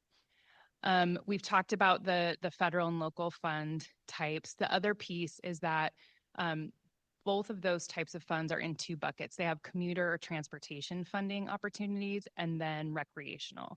And I'll get to that a little bit more when we discuss surface materials, but those are the 2 types that we go for. And we found that we are much more competitive in that commuter transportation space than we are in the recreational space. And then surface material, we have had discussions. I know you all had discussions on what surface material to use, concrete or gravel. And we look at a couple of things when we make these decisions. Accessibility is a value I know that you all have, and the team managing this program has. We can build accessible pathways in both concrete or gravel. But when we get to that funding type, because we're more competitive in that transportation and commuter space, those funds require concrete, not gravel. And so if we go into gravel, then we're in that recreational space and we're less competitive to get those funding, to get those grants. And then finally, looking at useful life, cost, and maintenance, you can see here concrete obviously is more expensive upfront, $1.1 million a mile versus $120,000 a mile for gravel. But the useful life, much different, 25 to 30 years for concrete, 1 to 5 for gravel. And then the annual maintenance, $10,000 a mile per year for concrete and $40,000 for gravel. And the maintenance itself is much more labor intensive when it comes to gravel. So our Parks Department maintains these pathways. Looking at concrete pathways, they can generally absorb that into their current staffing capacities because it's not as labor intensive, the type of maintenance it requires. When we look at gravel, they would need to also add staff capacity to be able to maintain those gravel pathways. And then a final note on that, if you decided, let's look at gravel pathways for any number of the pathways we're looking at least for now, and then maybe think about going to concrete later, that doesn't actually save us anything. We'd have to redo the sub base and sort of start from scratch. So just something to consider. Madam Mayor, Hannah, thank you so much. And I know that you're pinch hitting a little bit here. Can you go back to the slide with the proposed pathways? Mhm. So everyone loves a pathway. This is the seminal thing that I think this administration will be known for. This will go on for generations and generations and generations. And Councilmember Halliburton had a huge role in this. And it really allows us to have a green belt everywhere within the city. Talk to me about priorities, because like I see a certain part of town that we're focusing on. Where else in the city can we look for pathways? And then how is that plan being prioritized separate from the cost, which I know is a lot? Sure. Thank you, Madam Mayor and Councilmember Willetts. I'll also talk in a later slide just about some of the upcoming planned in the 10-year plan that you'll see are in other parts of the city as well. I'm going to look at Dane to give me the yes or the no, and also to add to it. Our prioritization sort of takes into account all these factors, like what funding we have available, where we've gained access through acquisition or easement, where we've been able to do the community engagement. It's sort of both where we need the pathway and where the opportunity presents itself, and feasibility. I think you're getting a thumbs up. Yes. Let me ask you another question. I know that there are neighborhoods that are very anxious to get some connections for paths. Would this be something that if a neighborhood association went together on and did like a neighborhood energize grant or something like that, would that be something that would be amiable in this instance? Or do you really want to have it focused from a citywide perspective with a citywide plan and not jumpstart that anyway? I would say the tough part of that is the cost. So neighborhood grants tend to be much lower than the cost of doing these projects. So need to look at, and I think that my sense is that there's a willingness and a desire on council to a stable funding source to be able to do more in pathways. Yeah, Madam But Mayor. like there was just an IBC that we just did, that IBC that got helped create that pathway through the high school to connect more. But I think even that cost demonstrates that it was a bigger project, but still even a smaller version of that is expensive for our neighborhood grants that we provide. And Madam Mayor, if I could, I would actually say it maybe is a little bit of both as well, because some of those key connections especially have actually been applied for and awarded through neighborhood grants. And so we have, I think, at least 3 or 4 different projects, including even the pathway that goes around Shadow Hills Elementary that connected an existing street. We still consider that a pathway, even though it's basically an opening in a fence that went from one neighborhood to another. And the reason why I would say yes, and I don't want to get on a soapbox here, but like if the neighborhood association is the one who is asking for the pathway in their neighborhood, then there's a large opportunity to get the neighbors on board versus the city saying, we want a pathway in your neighborhood. And so that Energize program and the pathways part is a good way for them to request some of those key connections. Madam Mayor, I just wanted to clarify on the pathway costs. What are the widths that we're estimating on those? 10 feet. Awesome. 10 feet. Great. Thank you so much. And I really appreciate those numbers because yes, have probably heard from a lot of folks and said it myself that, oh, can we just throw gravel in there? But actually looking at that annual maintenance cost, if you take that over 25 years, you are going to end up spending more on gravel. And so it is there's a big cost benefit there. So thank you for putting those numbers together. Okay, and then just looking forward in our 10-year plan, obviously our overarching goal is to invest in priority pathways across neighborhoods in the city, and specifically to complete 17.4 miles of new pathways, which would increase the percentage of Boiseans within 10 minutes walk to a pathway to 46%, up from 10. Here I've listed some notable projects. You see them in different parts of the city: Bora neighborhood, by Boise Town Square Mall near the watershed in Northwest Boise. And that 10-year program need is $32.5 million. And this gets to the importance of both federal grants, which in some ways does end up meaning that we need to do the more expensive Cadillac version of the pathway, but it gets us money, and also the need to figure out like a long-term revenue source, a revenue stream, much like other capital projects we want to do. That's right. Yeah. Madam Mayor. Mhm. Thank you for this presentation, Hannah. That's been very helpful and answered some nagging questions that I know both council and the mayor had about what types of path we want and what our needs are. I intend to ask council when we do in our next budget meeting to consider using council contingency funds in a manner similar to what we did last year, where we used one-time monies for some capital needs around that, with the expectation that in the next fiscal year that we would build that into the base budget.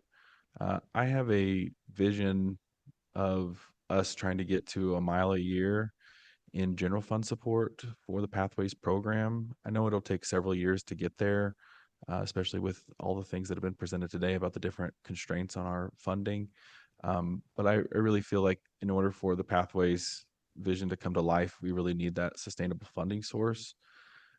I would be curious in future presentations from Pathways on if they were planning, like doing a strategic plan with a sustainable funding source, like a mile a year, if we built that in over the next several years, how that would change what is possible. So in a future presentation, I'd be interested in a strategic plan that contemplated a commitment like that. Great. Madam Mayor, council member, happy to do that. Madam Mayor, I just wanted to add to that I encourage staff to stay open to funding opportunities for the Pathways program, to be creative in that sustainable funding so that we can continue to build on this program. It's a great one. Madam Mayor, could I throw one more ask on there? Could we also get the numbers for asphalt pathways and just kind of the cost benefit, like the pros and cons of those as well? Yes.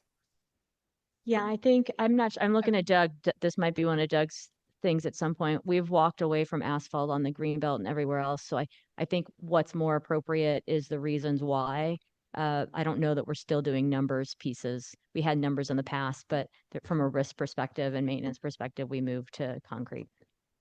Yeah, Madam Mayor and Councilmember Morales, I was just going to say similar that it's really related to maintenance, and the places we know where asphalt exists now is where we need the most work. So we've moved away from that.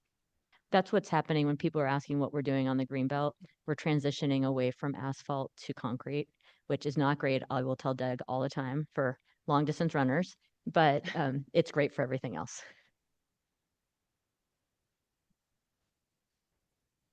Thank you.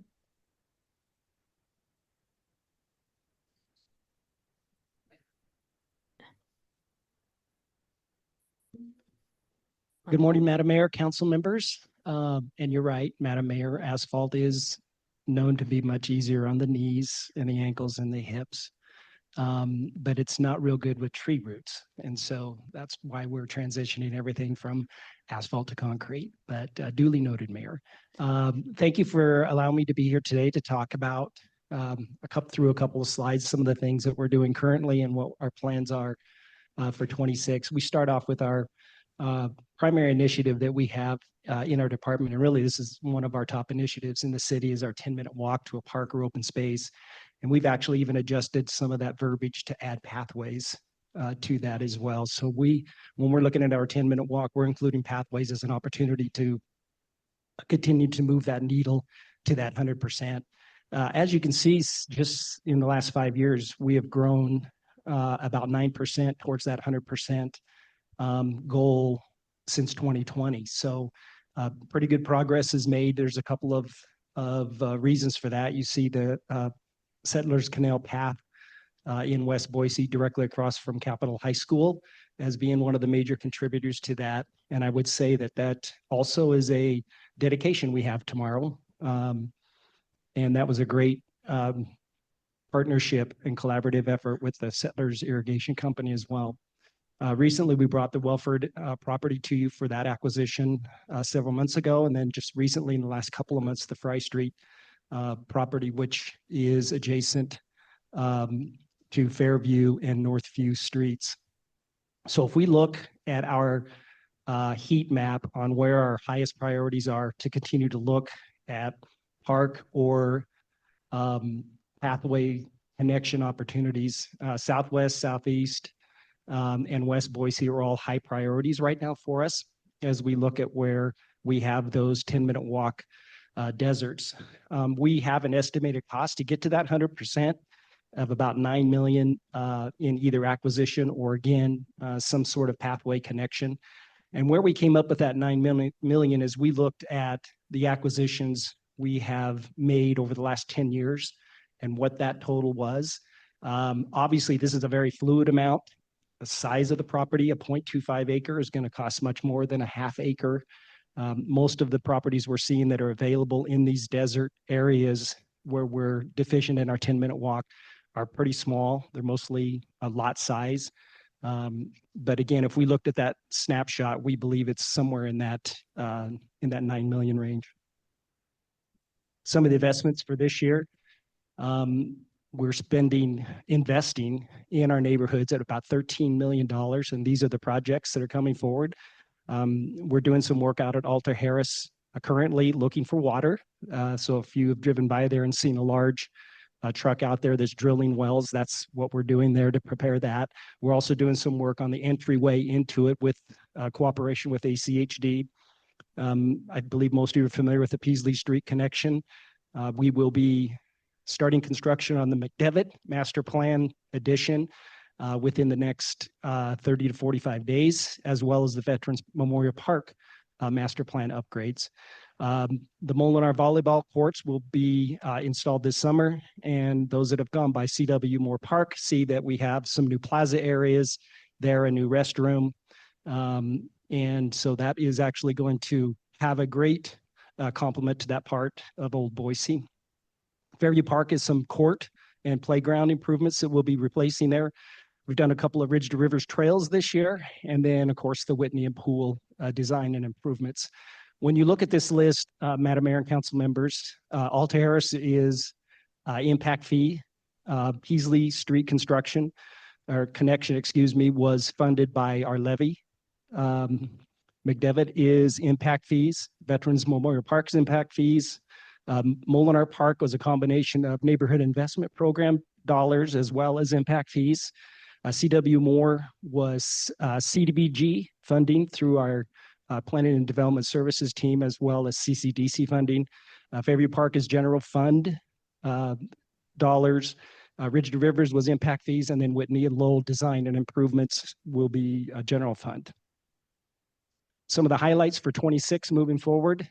You can see the bullet points under some key projects we have in 26, which is Liberty Park improvements, adding some Spalding Ranch amenities, which some of that will be in conjunction with the Tuttle lateral that Hannah described earlier in one of her slides. Alta Harris Green Up. We're proposing, I believe we have $3.2 million in impact fees that will go towards getting as much of that green up at that park done I think is something that we've been in ongoing conversations with the Barber Neighborhood Association. So we're finally there to get some green up done at that location. And then we have a large number of repair and maintenance items that we'll also be tackling in 26. We have a commitment from, I want to say, Madam Mayor, council members, probably 8 or 9 years ago with ACHD to do irrigation and landscape improvements on the west side of Veterans Parkway. So if you're familiar with that area between State and Veterans Parkway, there's a concrete wall along the west side. We had committed several years ago to do all the irrigation and landscape in that area. So that's something per the agreement with ACHD we have to tackle this year. There has been discussion, obviously, previously in these presentations on the Whitney Pool construction. Certainly happy to provide any updates there. And then Boise River Greenbelt enhancements. This is a combination of replacing some asphalt. I believe we're replacing a fairly large stretch at Wood Dock Island, and then just a number of repairs that we will be conducting just to get by until we can actually do that 1.1 million per mile concrete conversion. So our long-term goal, this is a question we've been asked by several council members over the last couple of years, is if you had the magic wand and you could say everything gets developed, every amenity in every single park that we own, fully developed, fully built out, what would that cost look like? So we've ran this to the numbers on this, and we've determined that we have about 50% of our parks are completely built out. And then, which means 50% of our parks still have an amenity of some sort that needs to be added to that master plan to complete the master plan. And that could be as simple as a sand volleyball court. It could be another shelter. When I think of Redwood Park, which is one of our more popular parks, still has a porta potty and not a restroom there. So these are, as we look through the master plan and then put a cost associated with what it would take to do those full build out of those of the other 50% of the parks that we have in our inventory. And the cost to do that would be approximately 68 million in today's dollars. So obviously we don't have 68 million, and that's why we have some park sites like a Redwood Park that has been in our inventory for 30 years, but still doesn't have all the amenities that were in the original master plan there. But we continue to put in our capital funding, both in terms of impact fees, mainly in terms of impact fees, those additional amenities in all of our park locations. And that's what you saw on a previous slide. Some of those things we're trying to get done, like at Liberty Park, for example. Madam Mayor. Doug, before you go off this slide, I'm trying to give myself a history lesson inside my head, which is a dangerous thing to do. Originally, there was, I think, $6 million each, both one for Lowell, one for Whitney Pool. And those were our kind of maintenance and operations costs that we were looking for those. We go through this big process. All of a sudden that funding isn't enough. And so we've got the two different pools. We decide that we're going to preserve the historic Lowell pool and we're going to build a new pool over at Whitney, which is amazing. And so obviously we don't have enough funds to do both of those. And so are we rolling both of those now, maintenance and repairs costs, over to the capital fund to do just the Whitney pool? Madam Mayor, Councilmember Halliburton. So if we go back to 2022 is when we did the community outreach and just asked the public from an engagement perspective, what do you want to see with these two pools? We came back with our public works project management team, who did hire a design and a contractor to just give us really high level ballpark figures. And if you recall, that's kind of where that $14 million came from. And it was just split between the two at 7 and 7 million. With the caveat, and I think council members that were here remember that was like, there was like 100% to 110% leeway between whether those costs would come in at 6 million or whether they come in at double what that perception was. So council put a hold on moving forward until we could actually try to get those costs a little bit more under control, get a better idea of what the costs would be. And that exercise has occurred over the last year and a half. We came to council I believe it was in July of 24, with a presentation to give you options. So, and I believe we had three options of relocate, rebuild, or renovate for South. And then I think we just had renovate or relocate for Lowell because of the size of the property didn't allow us to actually do a full rebuild with a pool like we're proposing at Whitney. We brought that forward, and the contingency on that 100 to 110% you saw in 22, 23 had come down to a 10% contingency for Whitney and a 15% contingency for Lowell, which put both of those combined at just over 19 million. So if we were to add the contingencies into both of those, we were somewhere around that 19 million. And so, yes, there was an escalation. So instead of 10% at Whitney, for example, that contingency really grew to about 23%. Still better than 100%, but still more than what we had anticipated. And so where we're at today is we have a CMGC relationship. Cushing Terrell is our design team. The Russell Corporation is our construction team. For Whitney? Yes, I'm sorry. Yeah, Madam Mayor, Council Member Halliburton, yes, for Whitney. And where we're at now is they have committed to an amount that they can build the pool for, and that's the amount we're going with, and that's at about 9.5 million. So it's gone from that 10% contingency at 7.8 million to 9.5, which is about a 23% jump from where we were last July. But that is the budget. And so if you look at the total amount that I just shared with you at 20 million, that does leave in what we discussed last July, about 10.5 million for the Lowell construction, if that full 20 million, by the way, is still available. Yeah, which we don't have in this year's budget, but that would be in the long-term budget that we would be looking at Lowell. Yeah, Madam Mayor, Councilmember Halliburton, and where we're at with that too is we did go out in the fall looking for a design team for Lowell Pool, and we were unable to locate a design team that we felt comfortable with that knew the particulars of a historic building such as what Lowell Pool is made of. And so we're preparing to do that again, to go out again and look to see if we can find a design team that fits the needs that we're looking for. Prior to doing that, we wanted to make sure that Whitney was buttoned up and that budget is set, it's concrete, we're good to go.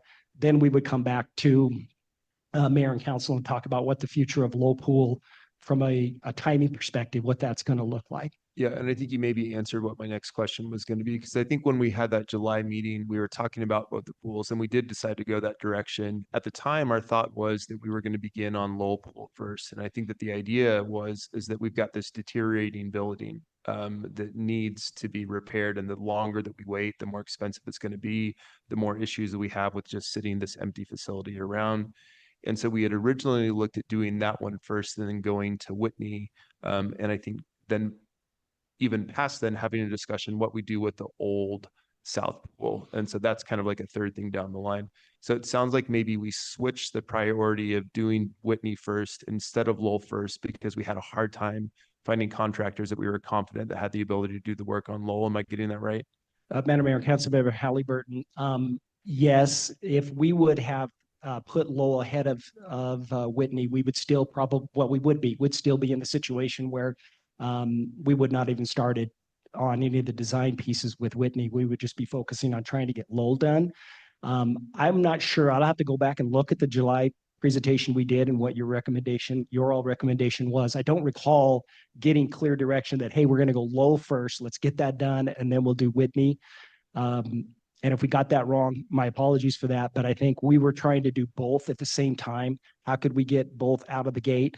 But all that would be contingent on budgeting too. Like, is money available to be able to do both of these at the same time? Whitney just took off quicker because we had the agreement with the Boise School District. You had made the determination that South was not a suitable location to rebuild. And so that would just naturally, I think, organically took hold and move forward. So with the funds that we've got proposed here currently, we would be looking for, this doesn't sound very loud. We would be looking for a groundbreaking for Whitney sometime. It would be in the 2026 budget. So October, November, completion by hopefully that summer. And then we still don't necessarily know what the timeline would be for Lowell. Am I getting that right? Madam Mayor, Councilmember Halliburton, yes, you're really good on the timeline. Thank you for backing into that. It would be October is what we're anticipating, getting all the permitting done, getting it through all the design phases. And then actually put a shovel in the ground will probably be the first week of October.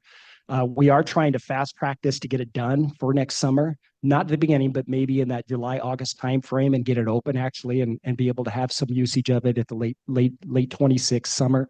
But we're still moving forward with the low process at the same time. We're still putting together our design speculations on what we want to see, and that will continue to move forward. Once we get through probably the next 6 weeks with this point where we're at with Whitney, I anticipate we'll be tackling Lowell and we'll have a timeline better associated with that. And again, it's budget related as well. Sure. And I've got a question just before Jimmy does another follow-up. Are you actively recruiting the right type of architects and planners this time around? If we weren't trustful of the responses we got the last time? Madam Mayor, council members, yes, we are. And we've had several that now have reached out to us that have the experience in working with historic projects like this. So we feel pretty confident that we're going to find a design team that's going to meet the speculation that we have. Yeah, nothing else. I appreciate the update there. I think that there's like more conversations around this. It's still, I think it's painful on these specific projects that we've had things closed since 2020, and kids still waiting to get into a pool and learning how to swim and doing all these things. And so I do appreciate our last bullet point of what it would actually take to build out all of our parks. But again, like I sort of have this heartburn of what are the things that are closed down that we still haven't reopened and some of the prioritization there. So I appreciate the update on there. And certainly would love to do what we can to explore getting either and both of those projects moving as fast as we can. I also don't want to hold up the rest of this budget meeting just talking about pools, so I think we can do some of that offline. I do just maybe want to make one note that this may be the last time that you present to us in a budget meeting. Oh, sorry. Yeah. I won't say anything too nice, and then you can just go nicer. But I do just want to say thank you. You've probably got some of the more complex, some of the more desired projects when council has the most input. We love our parks. Our city loves our parks. We love our pathways. We love our green belt. And I just appreciate all the work that you've done along the way. I'll have more kind words for you at a later date. But at the last budget meeting, thank you. Thank you. Madam Mayor, I will take up the mantle and delay this meeting further with pools questions. Doug, so we know the costs of Whitney Pool. We know the timeline. Is Whitney Pool funded in fiscal year 2026? Madam Mayor, Council President Nash, yes. We have identified the funding is available and we're moving forward. Okay. Lowell Pool, how much money will we have set aside after this for Lowell Pool? Madam Mayor, Councilmember Nash, about 10.5 million, if indeed that funding is approved to move forward. If we were looking at And when you say if it's approved, you mean by this council? Correct. So that original that went in a slide, in the budget slides, that went from 14 to 17 to 20 plus million. So at that 20 plus million, we're saying we need 9.5 of it to do Whitney and complete it and be done. That would leave approximately 10.5 million still available to be able to do Lowell. Whether that fits in the budget, we don't know that yet because we don't have a design team on board on this, and we don't know what we're dealing with this. The costs aren't known. But if that's still available, because that's your call to decide. But in the end, the 20 million was there. I'm not sure what the approval process is. And Madam Mayor, and he's being deferential, but the answer is yes. The money for both 10.5 for Lowell, 9.5 for Whitney is in this proposed budget for the next fiscal year. qualifying that we don't know the exact known costs of Lowell. So fiscal year 2026 funds are there for both. Yes. As we know them. Yes. Okay. If you approve it. Thank you, Madam Mayor.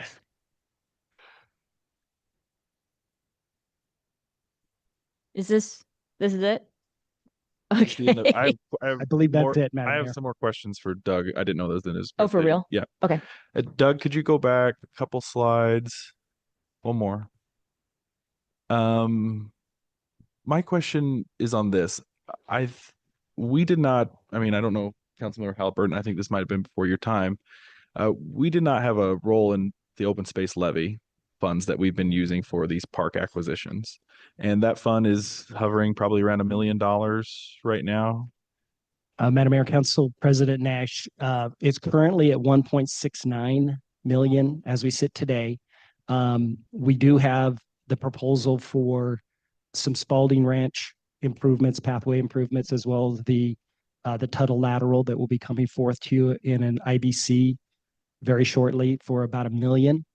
And so that would bring that down to that 690,000. And then we do have some savings we're anticipating with both Peasley and with the Settlers Canal Path that will be somewhere between 400,000 and 500,000 that will go back into that account. So we'll be, when all said and done, if you approve the 1 million IBC, we'll be somewhere just over $1 million that will still be in the levy account. So what I'm concerned about with that, I think I've probably taken that levy fund for kind of granted that it's always kind of existed, but it's not always going to be there.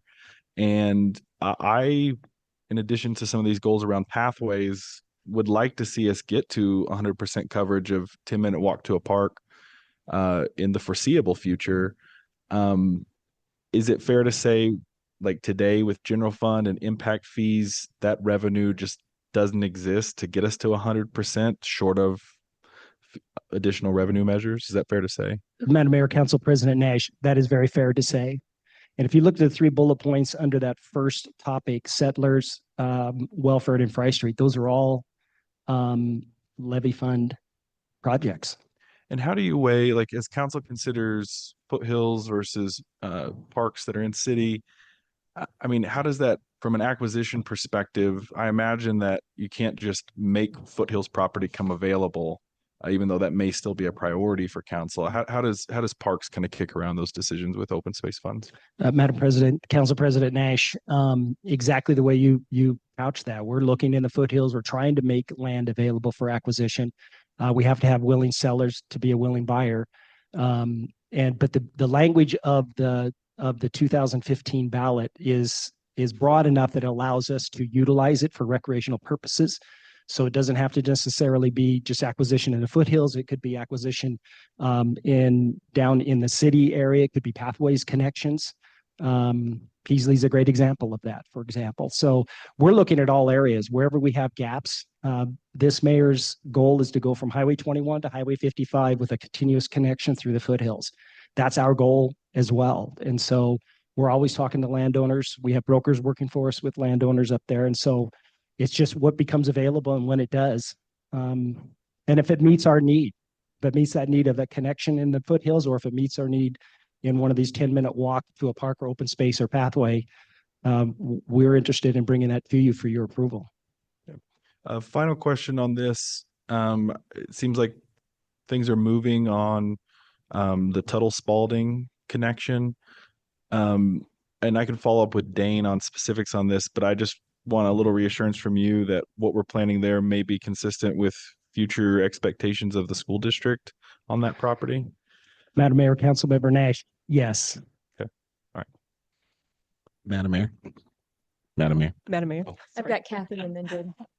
Really quickly, I really appreciate the city of Boise always put the scholarships for our parks and rec classes. And I wonder if in our next presentation, if maybe we can see how many scholarships and what that equates to, and that benefit for the city would be helpful. Absolutely. Madam Mayor and Councilmember Corliss, I could even get that to a Friday memo and give you a breakout of where we're at with that. Madam Mayor, this may be another memo as well. Sorry to give you more work on your way out here. But just kind of curious with the adjustments, and we talked about a little bit in the Parks and Rec Commission meeting last week, the adjustments in federal funding that have been promised and will not come. Curious what specifically what programs are being affected by that. And does, I guess just now, question for you would be, does this budget proposal make up for some of those funds that were expected, come close, or not at all? We're just a reduction in activity. Madam Mayor, Councilmember Morales, we have covered pretty much most of what we were, and Councilmember Morales is referring to the AmeriCorps cuts that we just learned about a couple of weeks ago. We were dependent on 3.5 of those positions to be able to fund some school outreach and some other programming that we're doing at both Foothills Learning Center as well as Boise Urban Garden School, and some work in the Foothills as well. We feel like we're in a spot that we are using some temp wages to cover that. We do believe we're going to go over in temp wages in our Foothills and open space by about $15,000 this year. To fully cover what that would mean next year, I believe it's somewhere close to $60,000, and we have not contemplated that in the 26 budget. I believe I've shared those numbers with Council President Nash, so he is aware of that.